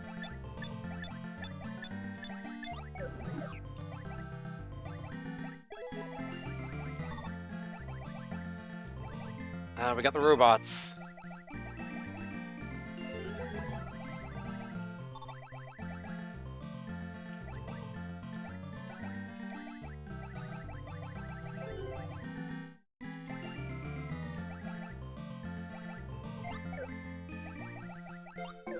What?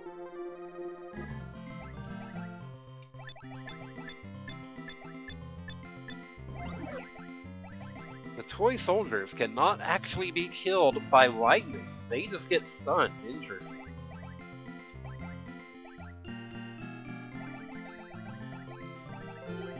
So you do actually have to switch back to the regular shot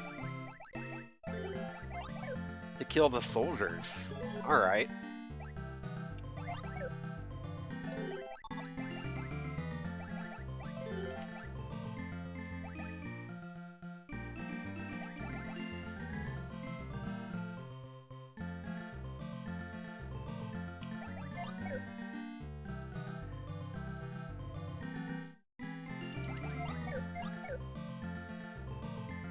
Yeah, it's like a game you can imagine the kind of strategy of like of having a player with the lightning shot and the other with the regular shot.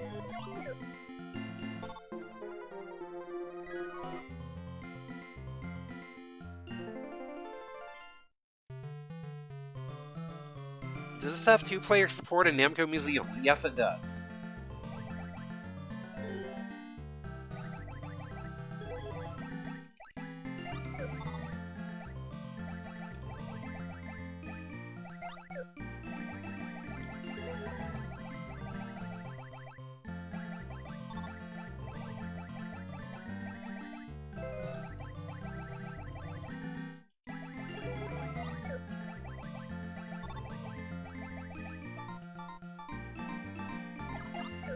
Alright, so now we get, like, the super shot here.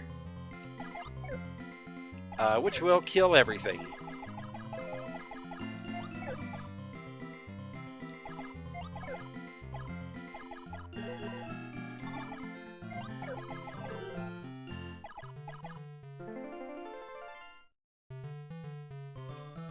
But it only lasts... Actually, no, it does last, okay.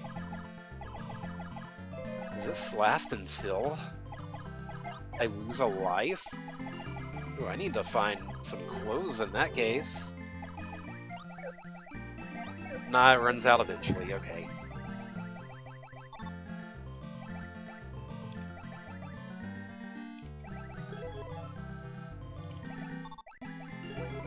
Okay, got some clothes. And immediately lost them, as one does.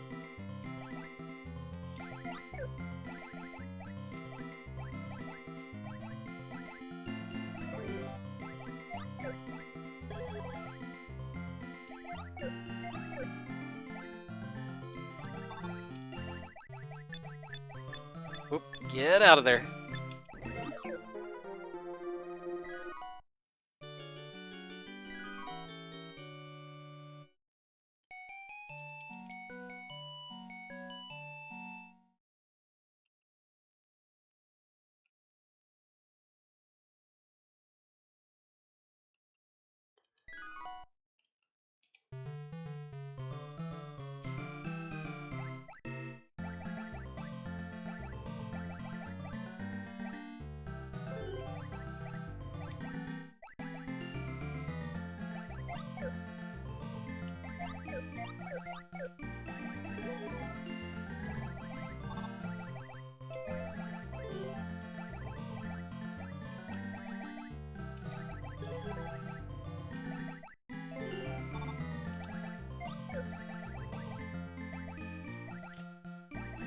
I don't want to step on...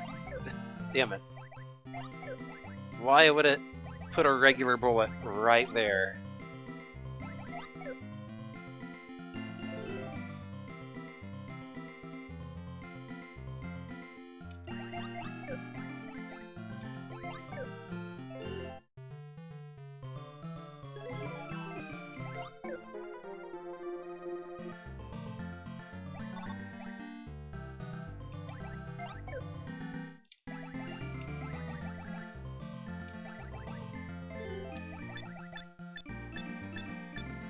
Come on, come on. Got him. Excuse me. Whoa! What's that? Diamonds? I don't think I've ever seen that.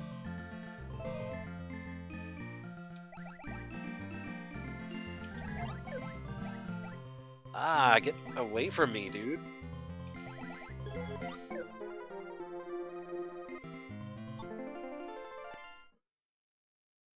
The final game you bought that came out this year. Oh, which game is that?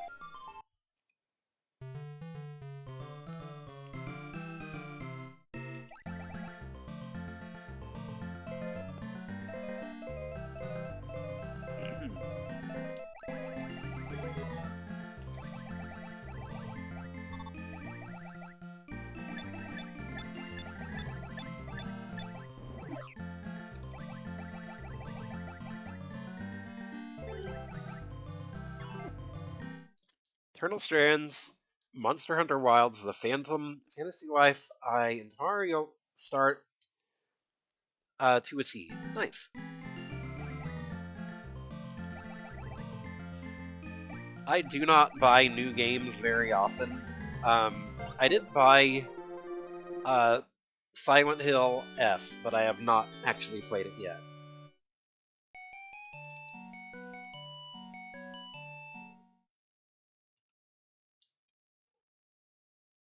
What was that? Level 11, I think I was on.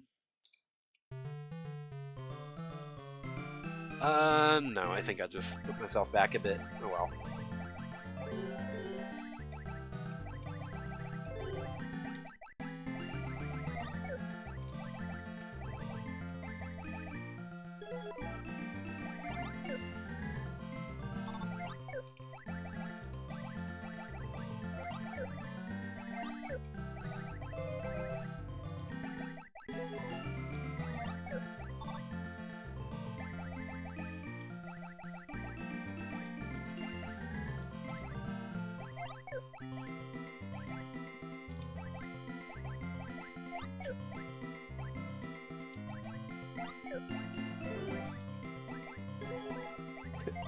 Also the perfect shape. Yeah, to a T looks real cute. Get out of there, damn it. Oh, there's an escape hatch, okay. And I die anyways.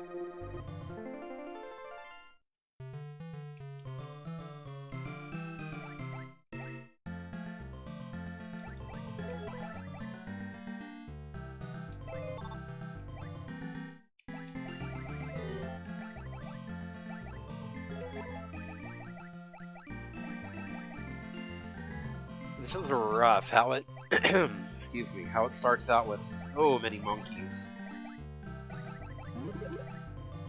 And yet, nothing to actually deal with them with.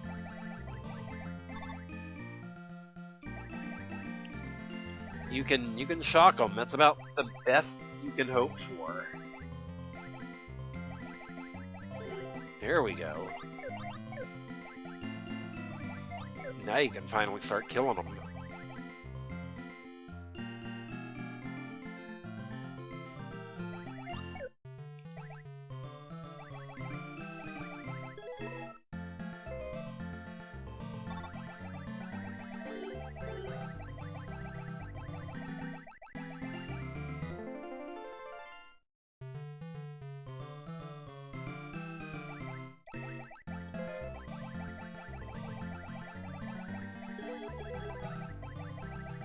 Yeah,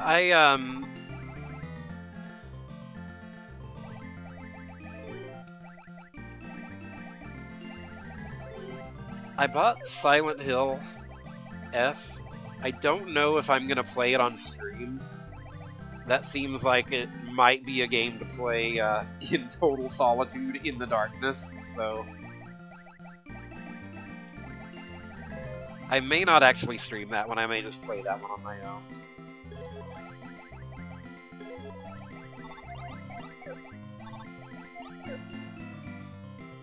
I also know it's the same writer as Higurashi When They Cry, and I've heard if you're a Higurashi head, then there's going to be a lot in that game.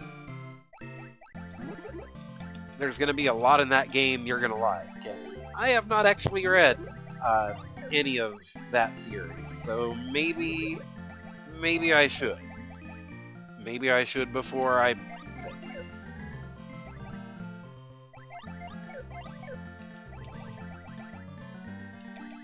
Fuck off, balloons! Damn it.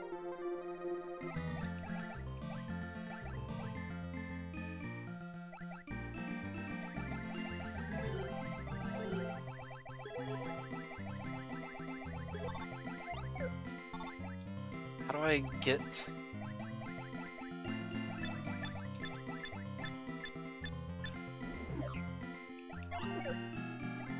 Higurashi is on Steam. Yeah, it sure is.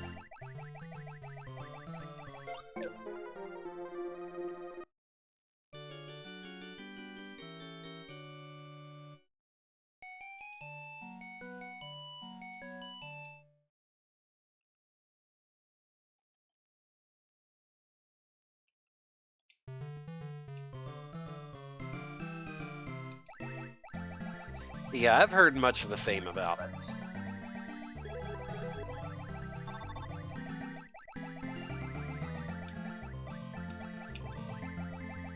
Bad original art and all, hell yeah.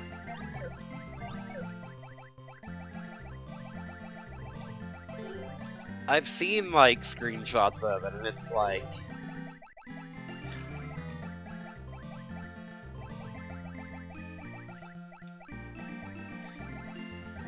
I'm not gonna call it, like, you know... It's definitely kind of like deviant art tier art, is the impression I get just from looking at it.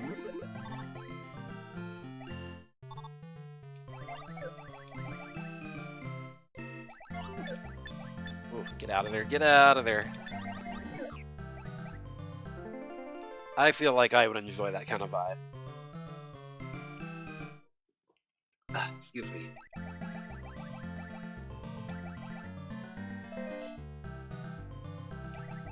Make sure to post on LiveJournal about it, you know?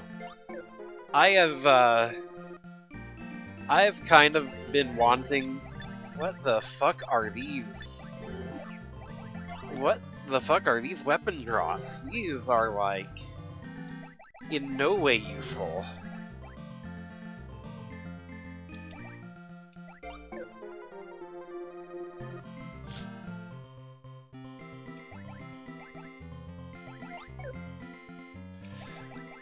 I've kind of wanted to make a NeoCities page.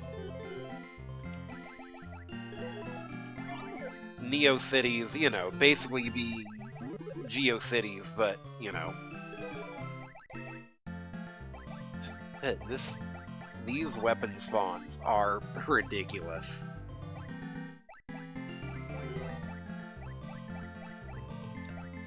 You know, GeoCities Revival is what that is. I have, like, 0 skills for, like, actually making a website like that, but I do think it would be cool too.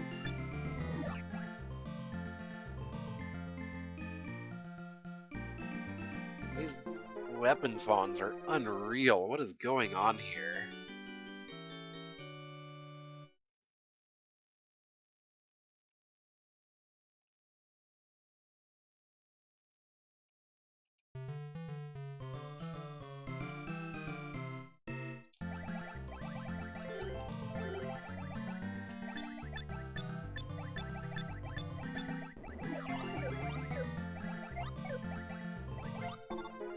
Like, this is stupid, dude.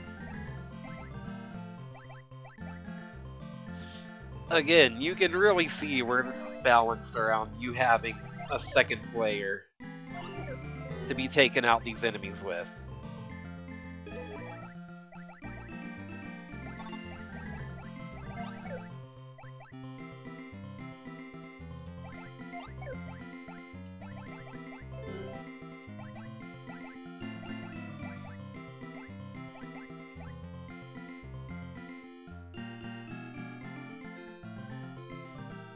I need Monkey to come down here.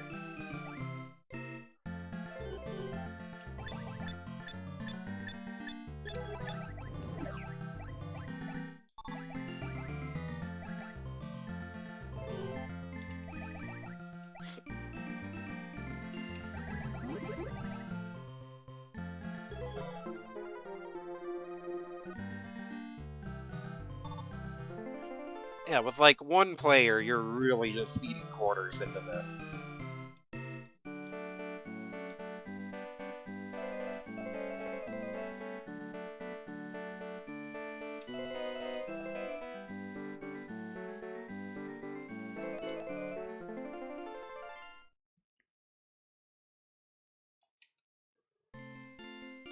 Magia looks Pionaka through the crystal ball. There is an evil witch and an evil wizard.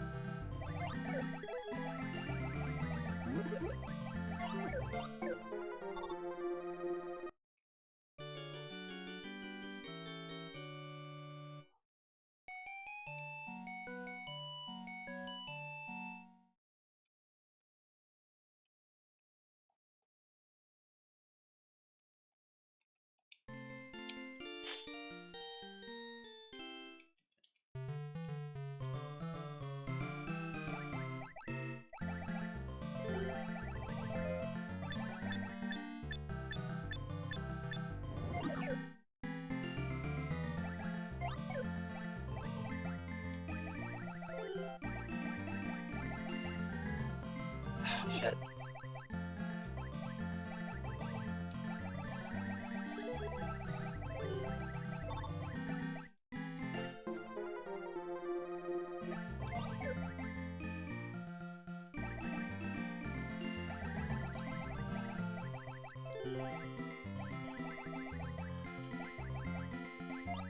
Luckily, you can kind of brute force these stages. It's just kind of slow going.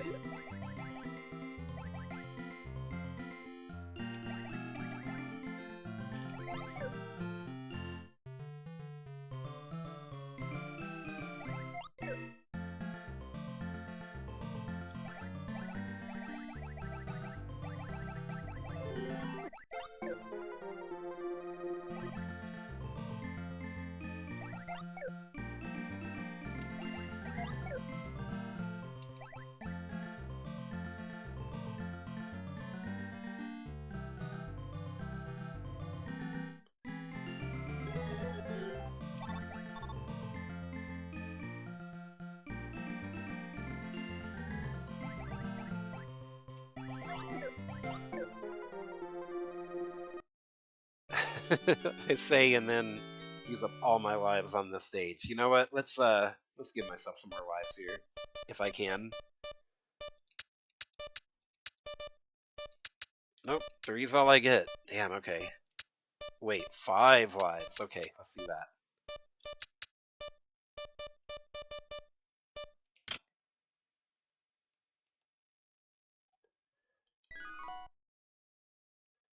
What was that? 17, I think.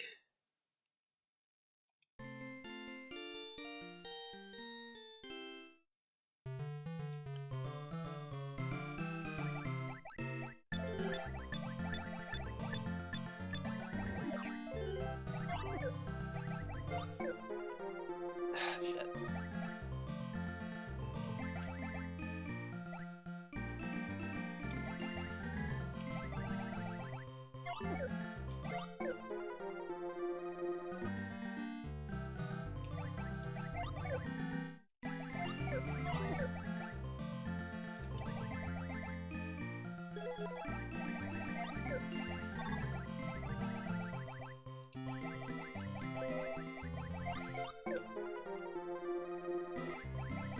I am getting extremely unlucky on the spawns on this one.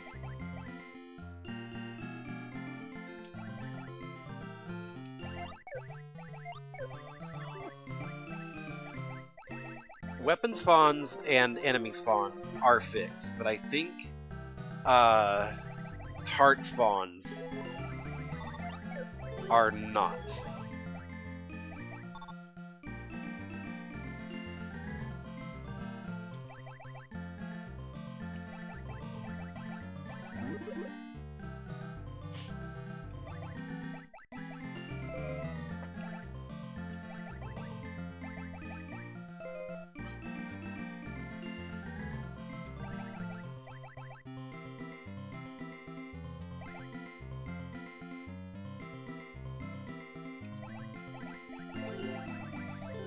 Okay, finally I can deal with the rest of these balloons.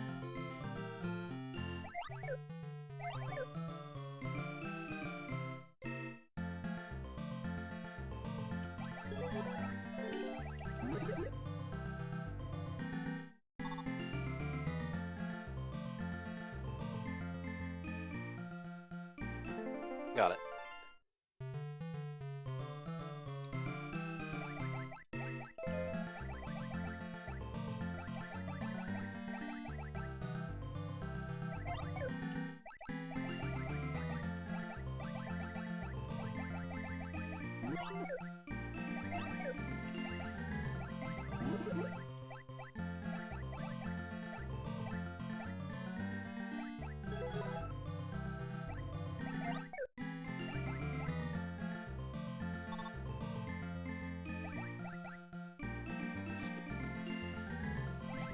Lightning in some ways feels like a good baseline weapon to have, because, like, even if you can't kill the other stuff, you can at least put them out of commission for a few seconds.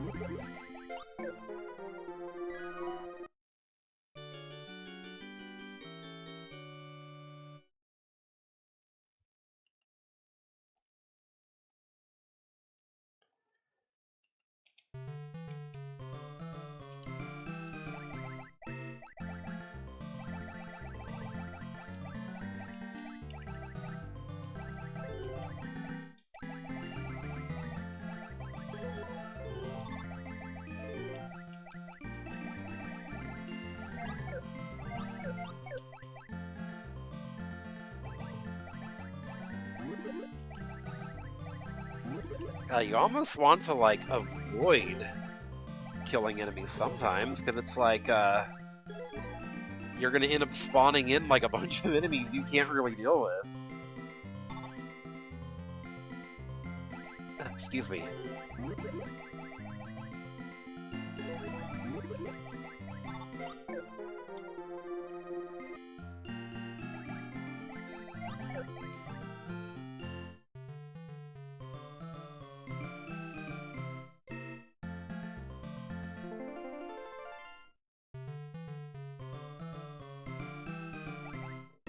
Oh god, there's so many on this one.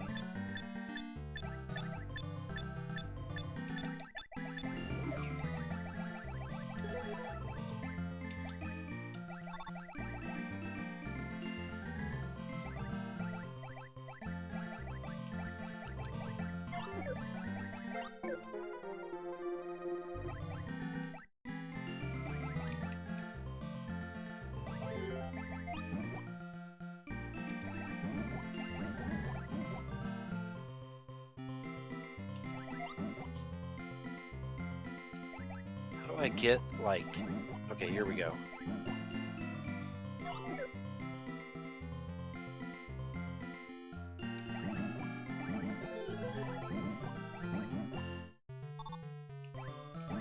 Again, that's giving me, like, completely useless weapon drops.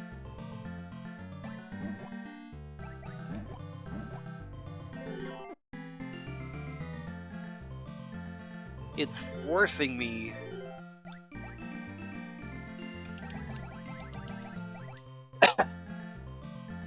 Excuse me, sorry. Gotta love /hate how it's, like, forcing me to grab different weapons that are completely useless to me. Ugh. Damn it. I was trying to juke him.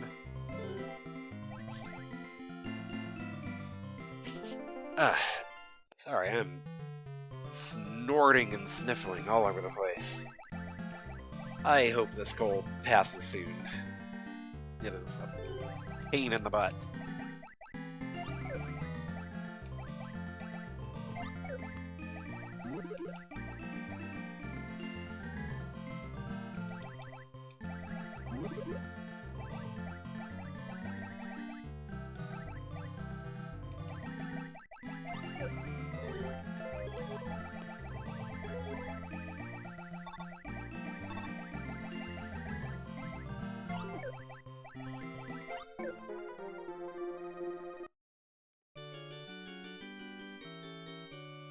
Ironic to catch a cold just a couple weeks after getting vaxxed for flu and COVID. I know, right? What was that on? Was that stage 18?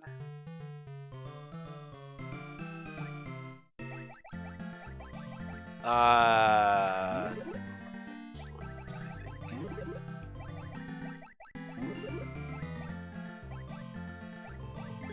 You were at 20. Yeah, you're right.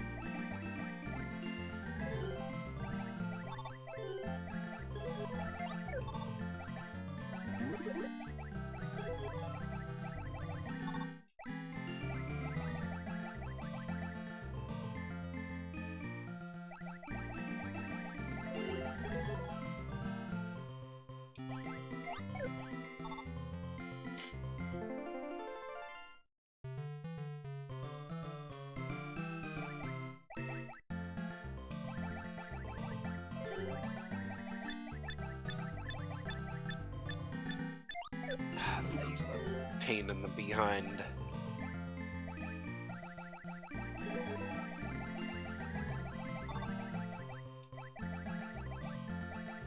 Hi, Yuna. What's up, baby?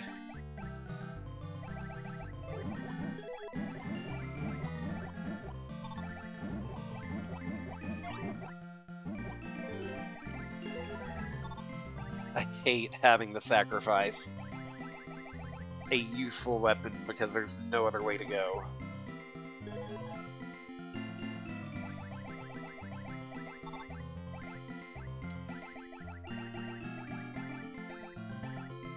If I could get another bomb, that'd be ideal, but, like, there's not any more on this stage. Wait, I'm done, actually. Okay, I can just leave. That's actually all the,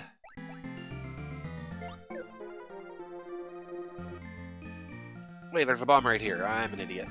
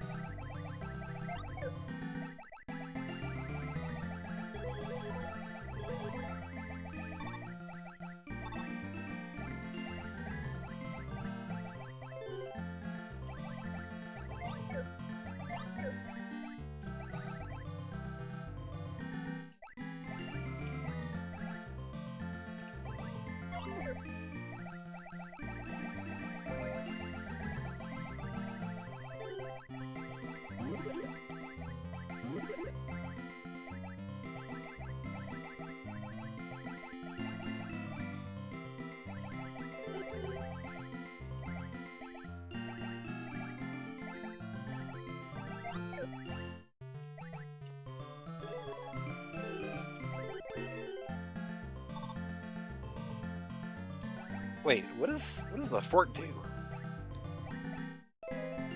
That... I don't know what that did. Oh, it added a bunch of, food items, okay.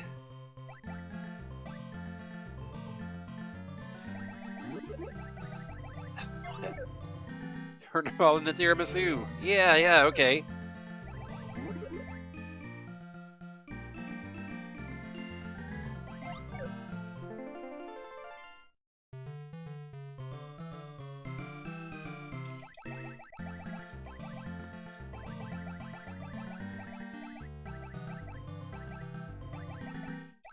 Tiramisu is really good.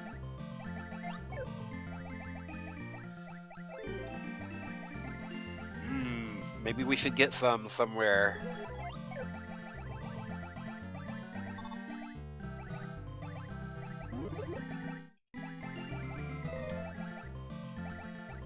I could use a bomb.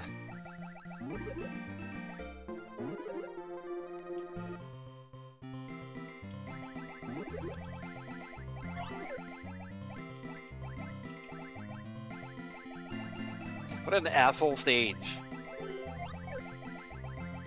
And I'm dead.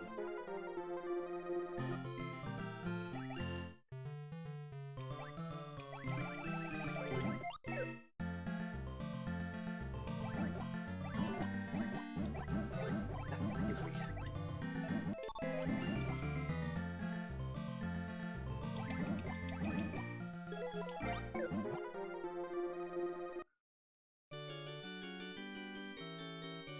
Yeah, maybe we ought to pick up some tiramisu.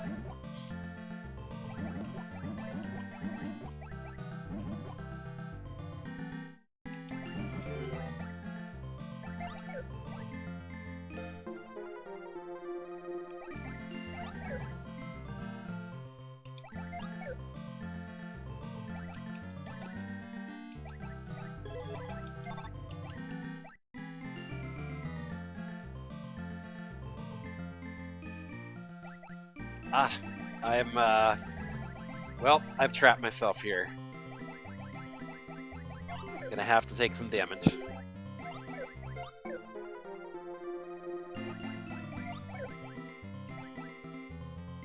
This is a rough stage.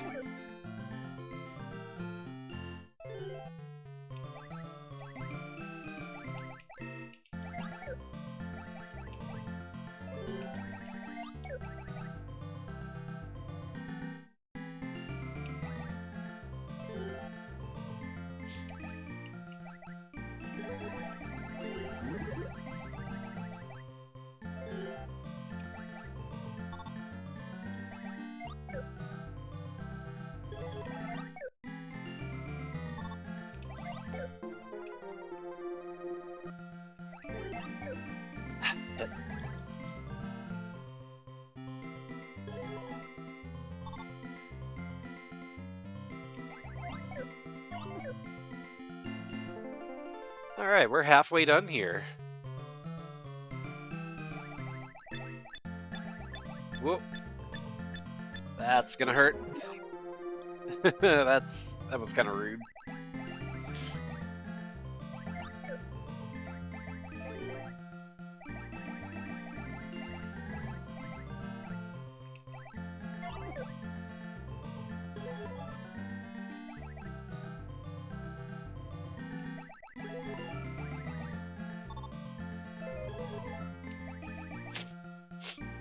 Excuse me.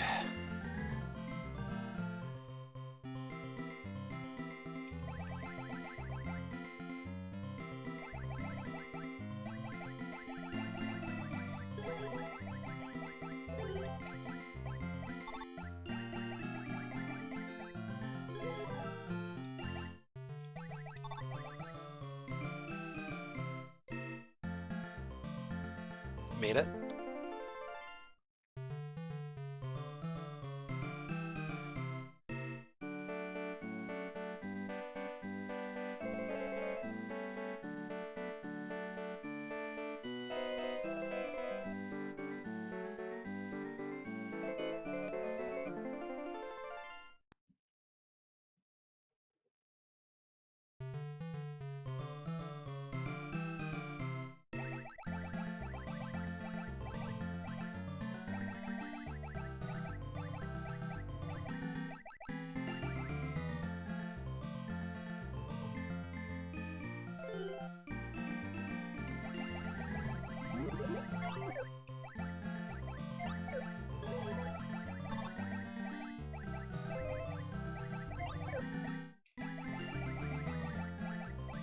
Oh, come on. That's... It forces you back into the basic shot to get those hearts. Hey, the high scores page has changed to some of the enemies. What was that? We were on stage 25, I think?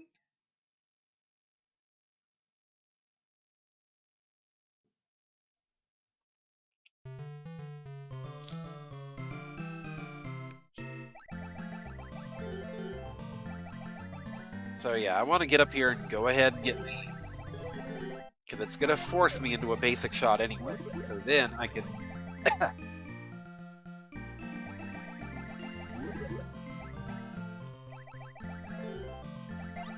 not have to get rid of a useful one to get those.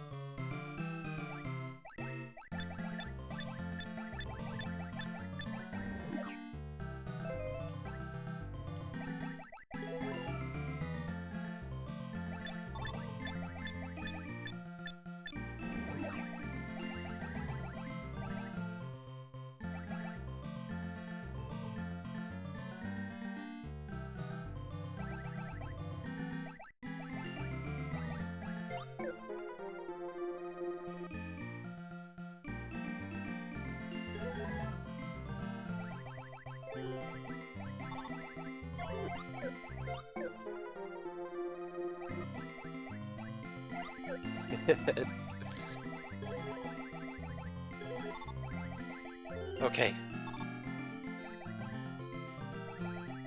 Got him.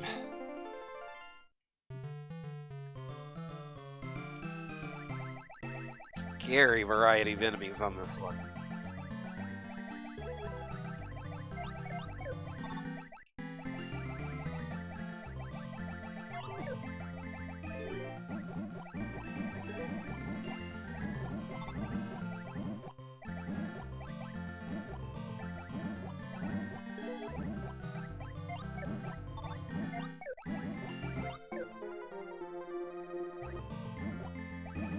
Bombs feel kind of ideal for just like brute forcing stages.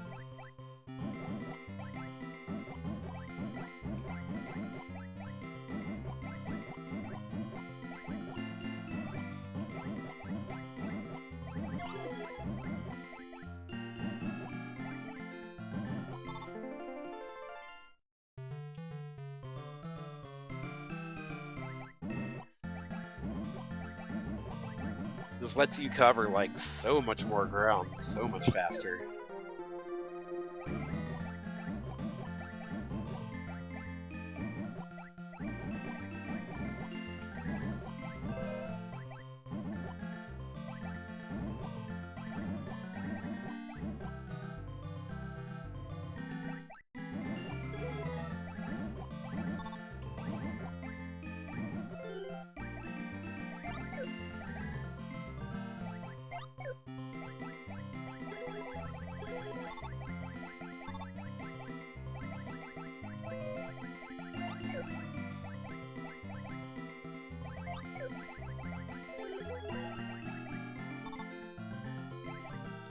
then of course it throws tanks at you once you've already gotten rid of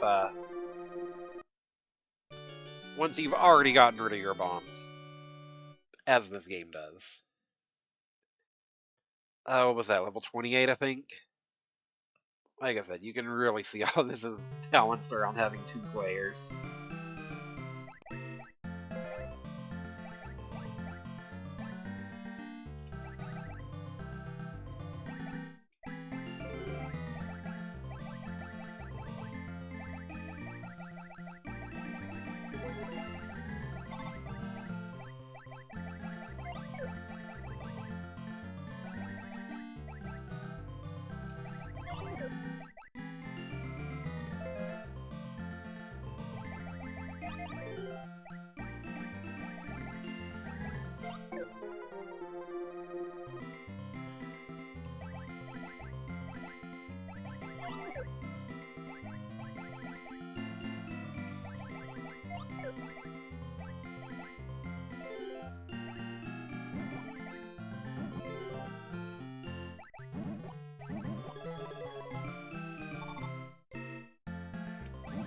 It is so merciful that, like, your own bombs don't kill you, because I feel like this game could be an asshole and have them kill you.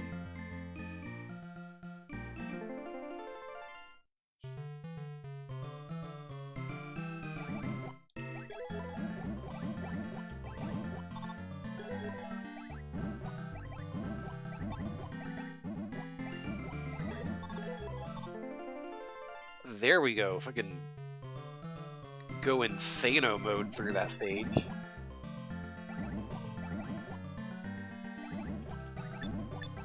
Whoop.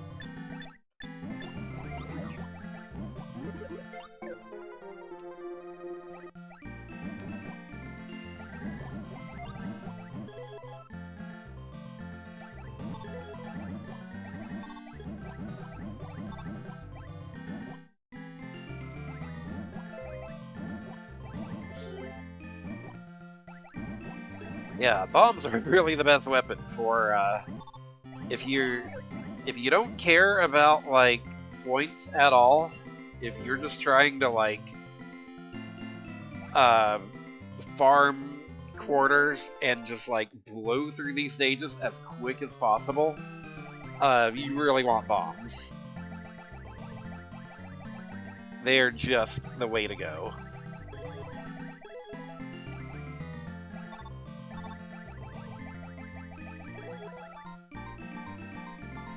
I'm a tornado now.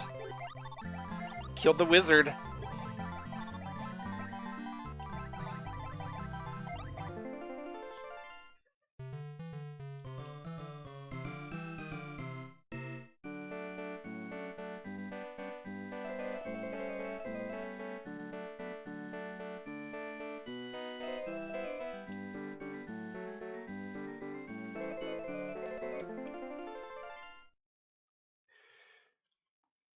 The wizard yells, Yarareta when you get him. What does that mean? Oh, I'm still a tornado. Alright.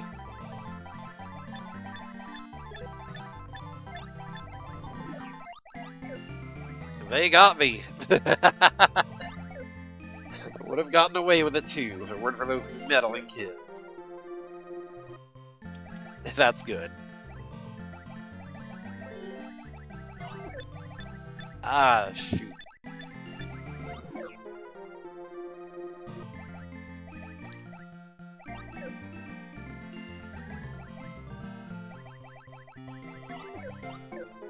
This is an asshole level. Holy shit.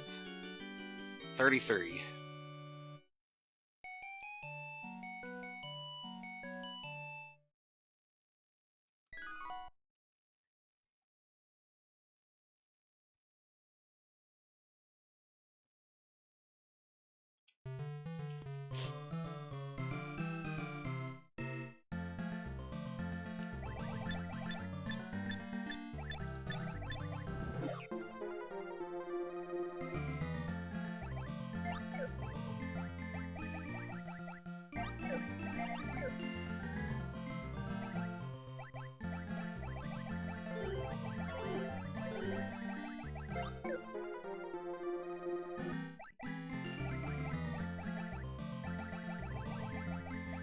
God, I hate level 33. This is bullshit.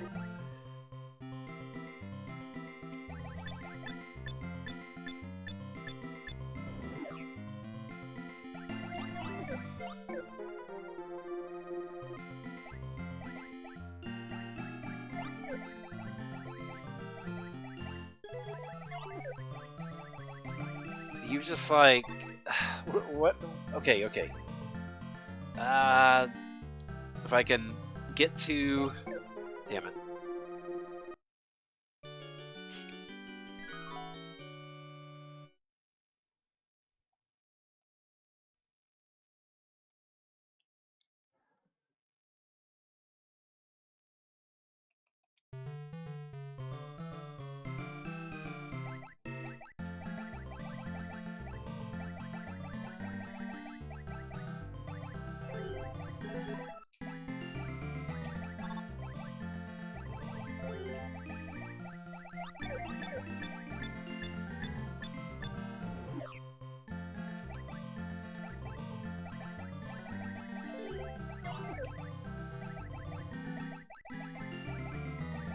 Oh, come on. Why would you put it behind?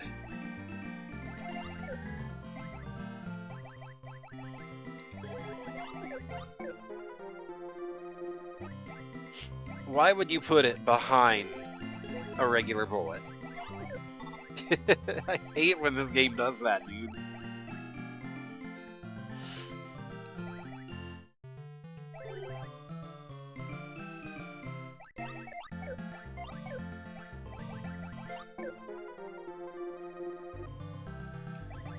I don't know if this level is happening.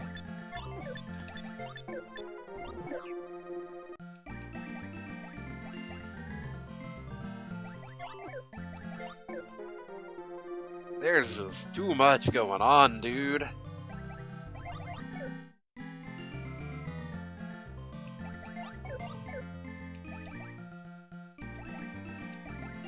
Fuck.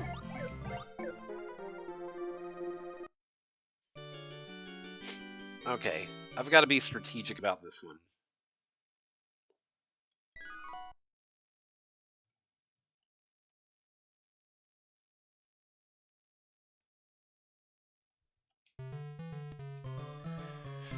I'm gonna have to not let myself get boxed in like that.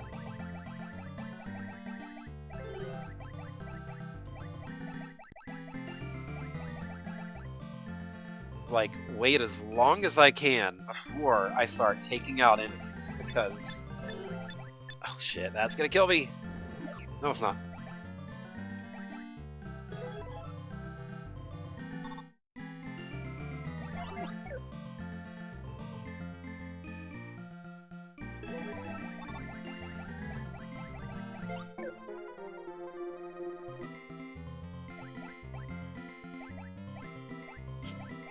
One player would be guarding the choke, would be getting from the choke points, while the other would be, yeah. For sure.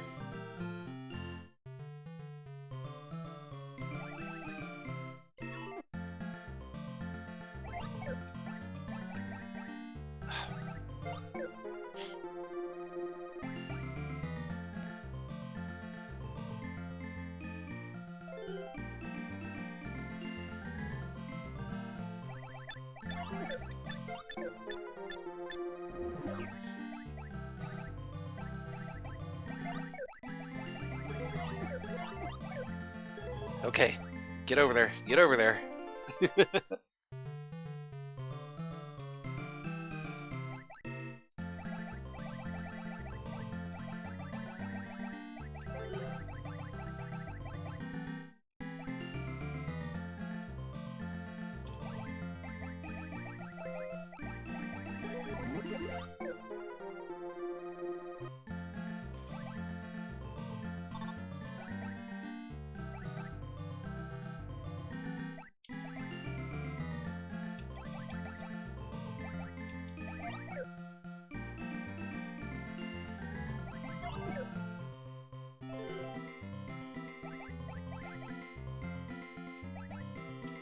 Shit, box myself in.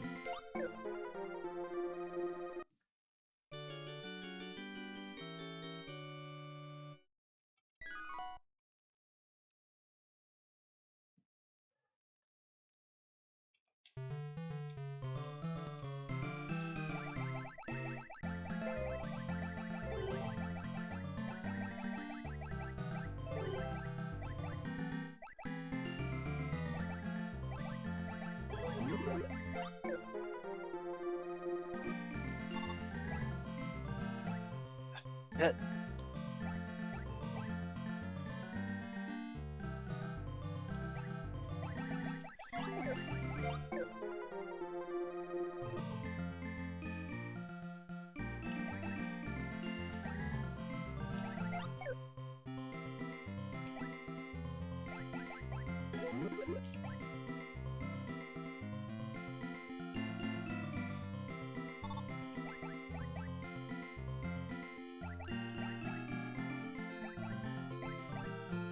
Come on, robot. Get out of here.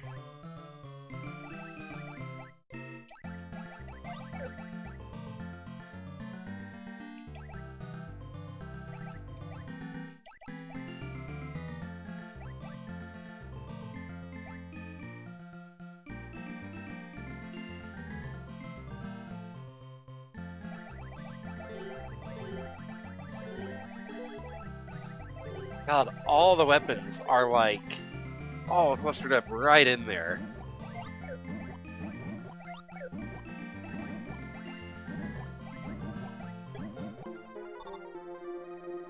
But the way is clear now. I just gotta go over there.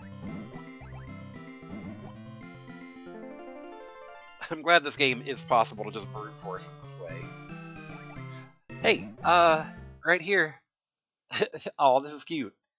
Uh, this stage spells out Pino and Aka, the protags.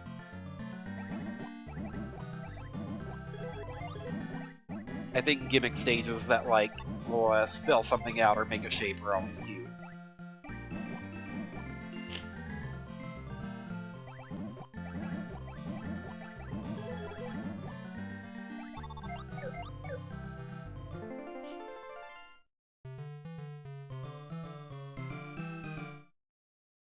Does this one make anything? I don't think it does.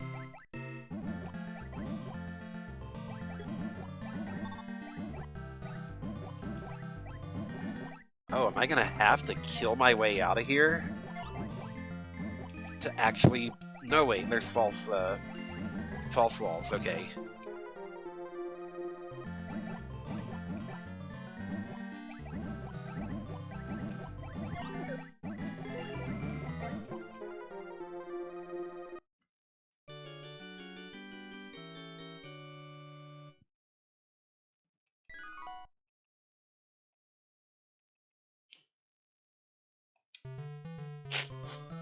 Excuse me. I feel so self-conscious about, like, all the sniffling I'm doing on stream. Oh my god. Just leave me alone, please. Leave me alone, please.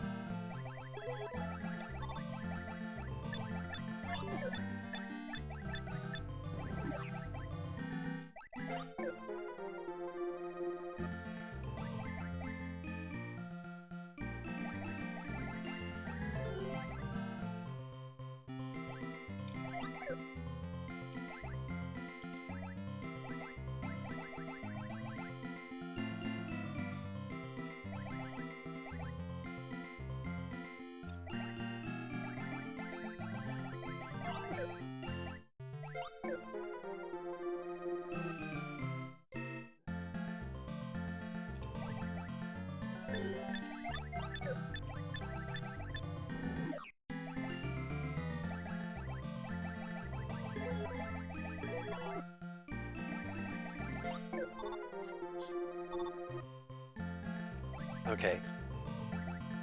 I see the one I need here, and then I just need to get the hell out.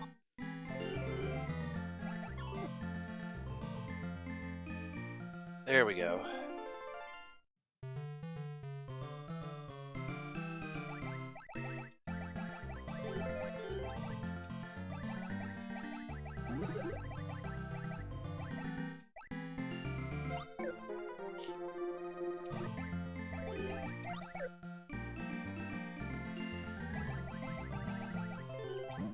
This one looks like a freaking nightmare.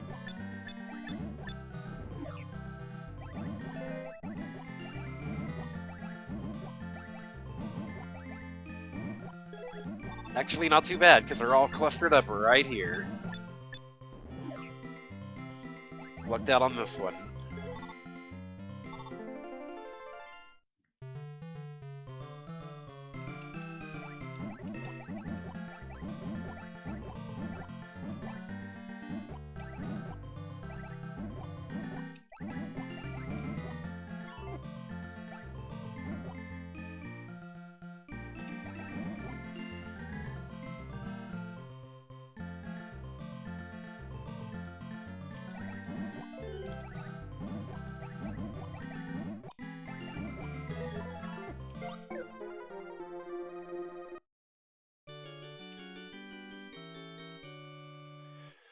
time is it? 10:45. All right. I'll probably after I finish Toy Pop, I'll probably go ahead and do another wheel spin and call it a night. Wait, no, shit. That's not what I wanted. Damn it. And I have no way to actually like exit to a menu, so like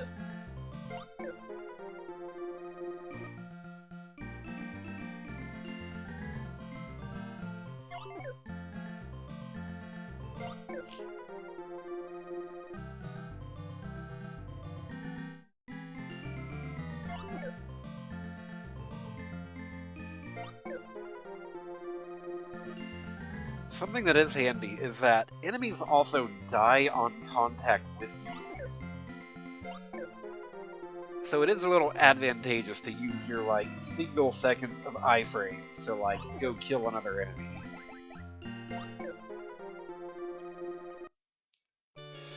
Hold on, let me blow my nose here.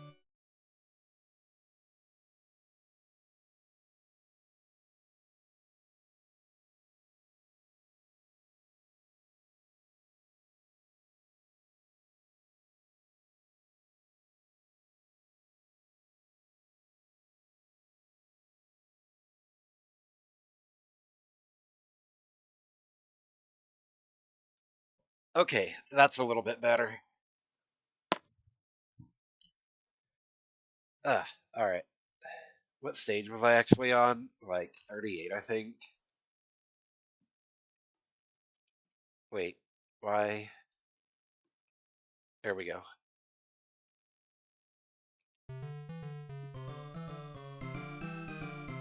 Yeah, this hell stage looks about right.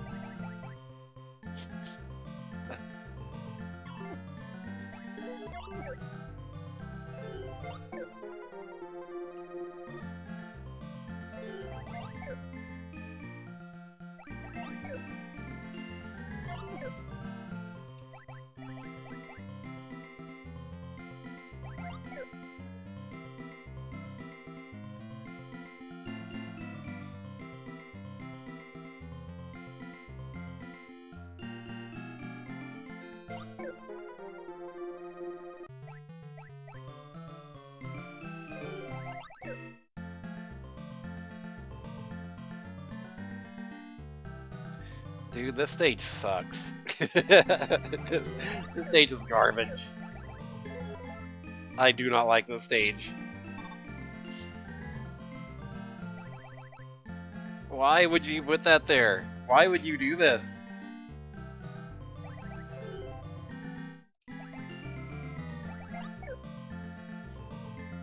Why would there be a monkey right after when the only... Okay, there we go. We got it. We're good. Oh my god. Everything is down here.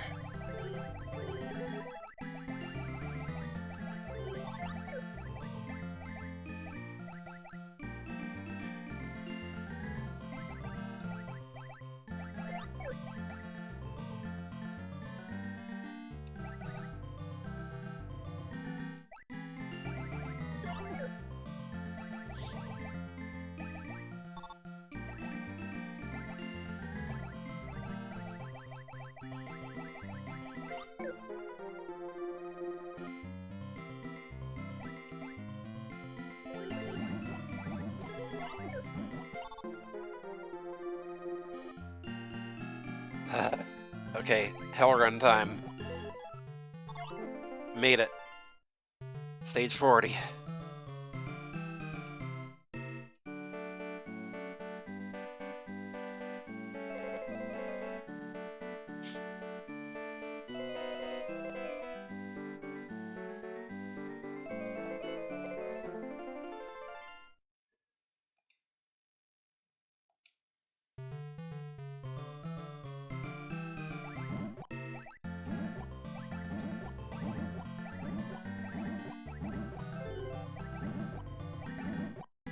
Hey, you know what I should do? Ah, those tanks have bombs, though. They're going to shoot their way out. I was going to say, I should leave those tanks just boxed in there. I mean, I'm still going to do that. Just let them sit down there as long as I can get away with.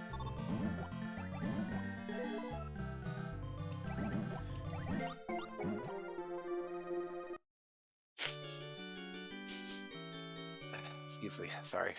Sniff, sniff, sniff, sniff.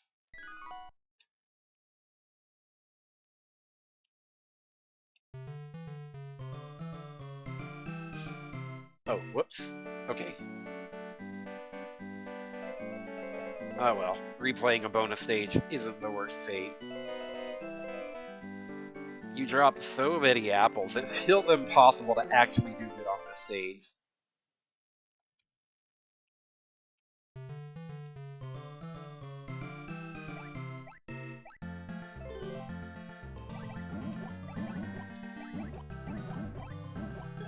And here we go, just brute forcing our way through.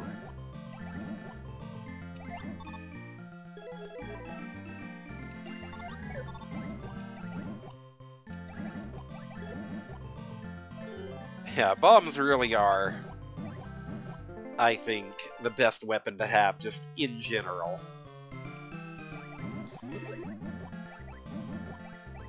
Like here, I could just, like, blow my way through all this stuff. Sure, you're not always, killing enemies, but...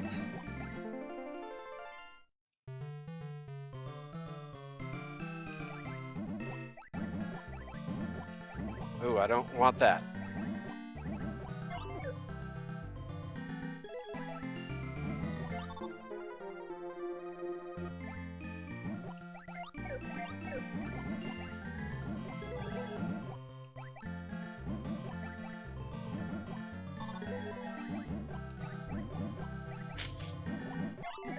Excuse me, sorry. Alright, final stage. We gotta kill the witch.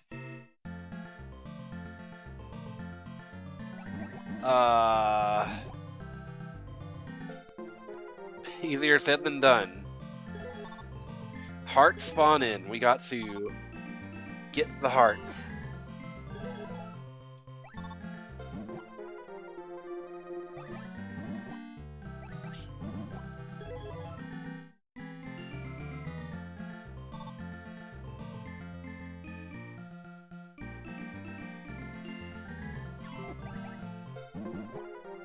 We cannot see the hearts. We just have to, like, find them.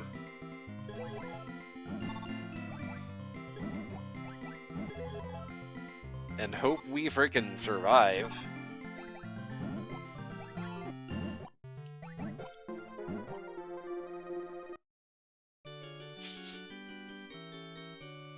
Bombs were making that so much easier, too.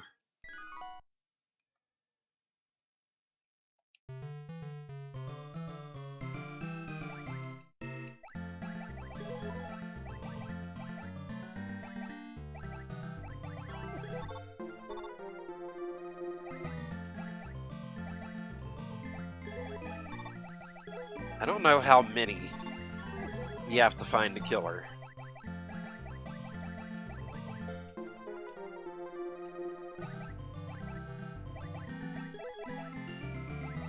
Seems like a slightly unreasonable amount, though.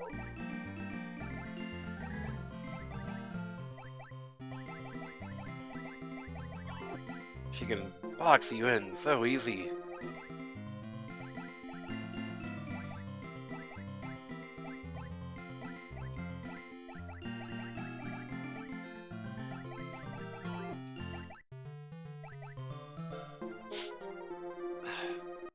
Shit.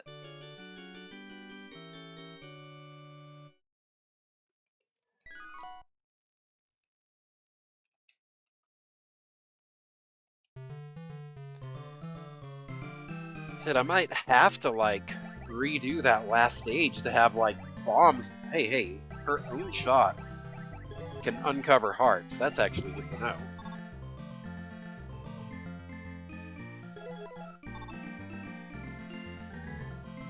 Yeah, alright, alright.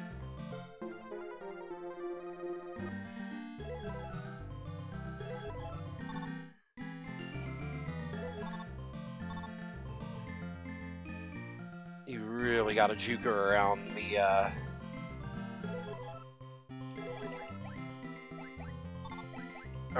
the boxes.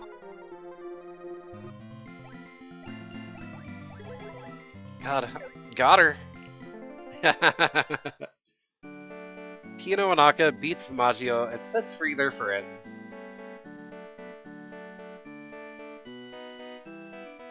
Alright, and that is Toy Pop, and that is Namco Museum. Morning came, everything was again in order. The end.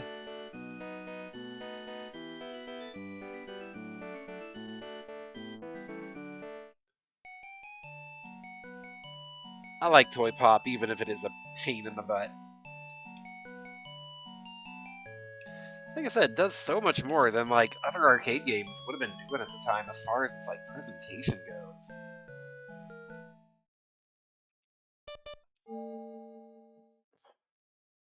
Alright. An actual boss fight, yeah.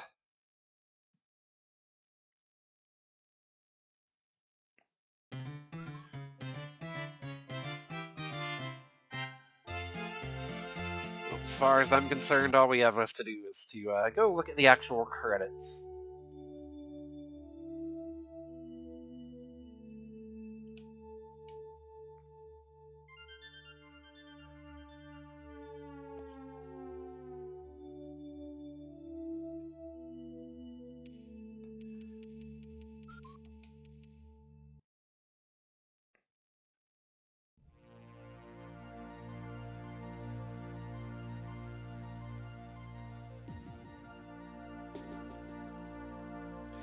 Chill credits music.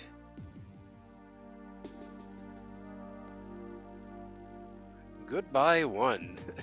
I love seeing sometimes there'll be like these pseudonyms here.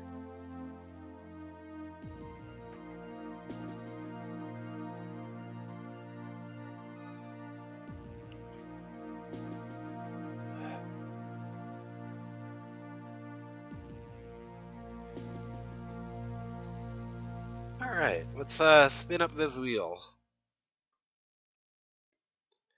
Do a slight bit of preparation on it. I still need to add like some of the recent stuff here, and I think I need to take off. The Sonic Superstars is still on here. I need to take this off.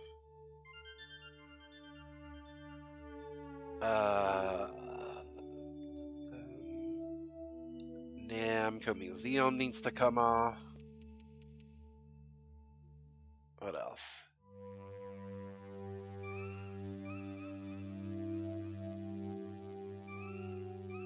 I think that's all that needs to come off there.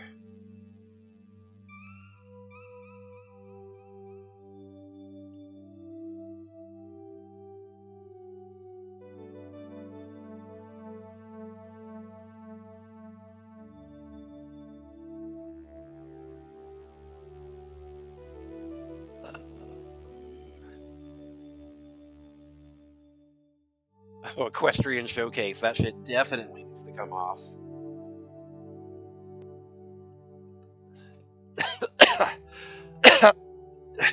Excuse me, sorry.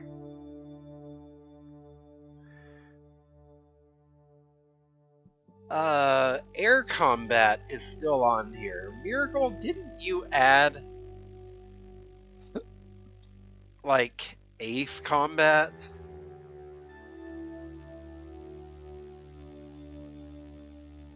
Like Ace Combat 2? I don't actually have it on here.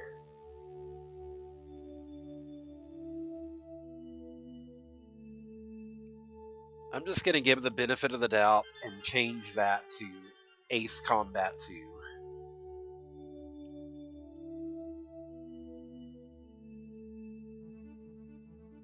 Because I'm pretty sure you did at some point, and maybe I just forgot to note it down.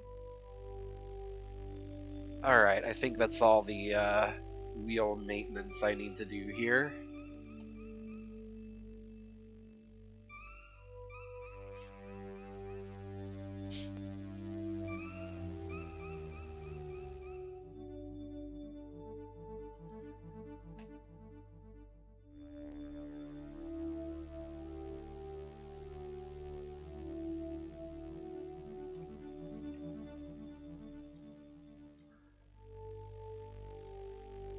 Hold on. Why?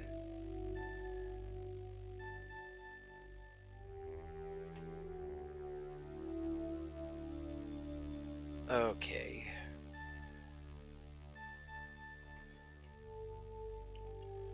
Alright, so this has been Namco Museum. Like I said, this whole series is one of my own personal favorites uh, games on the PlayStation. I wish so bad that it had kept this going. That the Namco Museum series had kept the museum aspects going forward.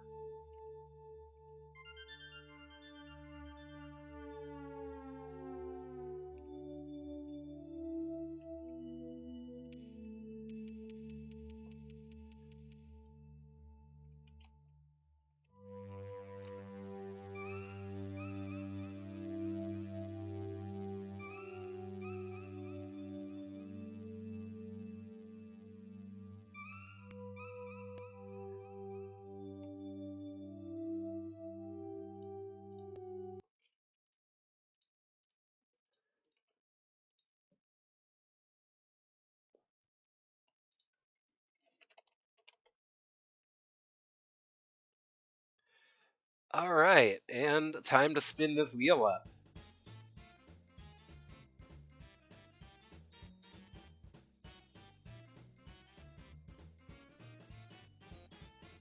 There we go.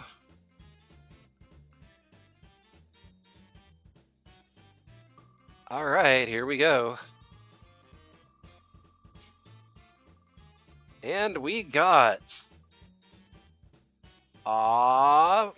Floating Runner, Quest of the Seven Crystals.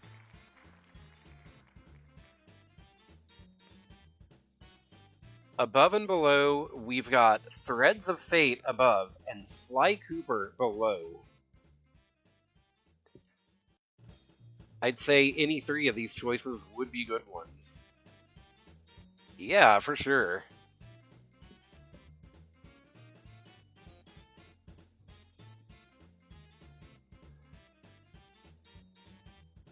I'll give a minute or so for this to marinate a bit.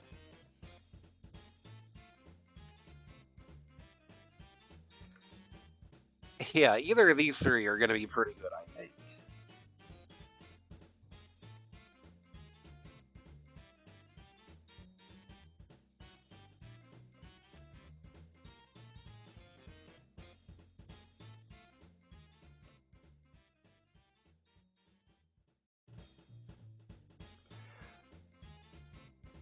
Floating Runner being a very early 3D platformer, predates Mario 64 as just like, being this kind of primordial fucking 3D platformer.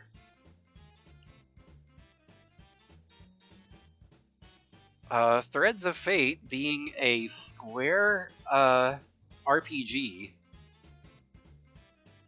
action RPG, I think. And Sly Cooper, of course, uh, sort of 3D platformer, collect-a-thon sort of thing. We all know Sly Cooper.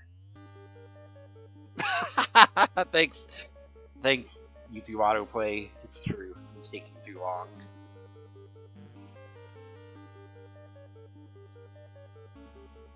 All right.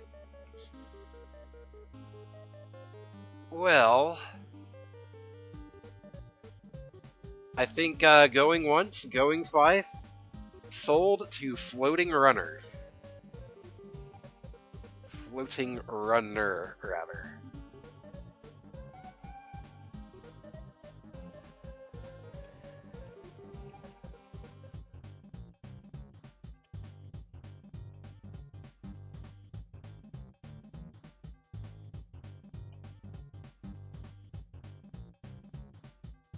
Let's see, who put that on there? That was a Lorigami choice.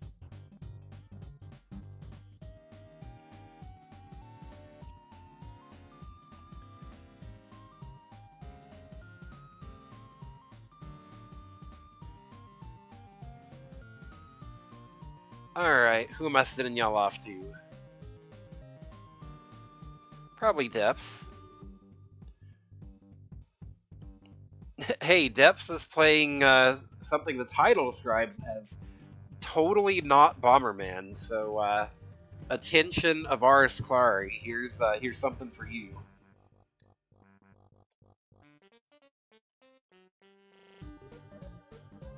Alright. Well, I am going to again go chug some NyQuil. Hopefully by the time I stream again, I'll be feeling a little better and won't be so completely sniffly and gross sounding. My apologies to headphones users having to listen to me just sniffle in your ears constantly. Anyways, raid is set. I'm going to yeet myself here, and y'all have a good night.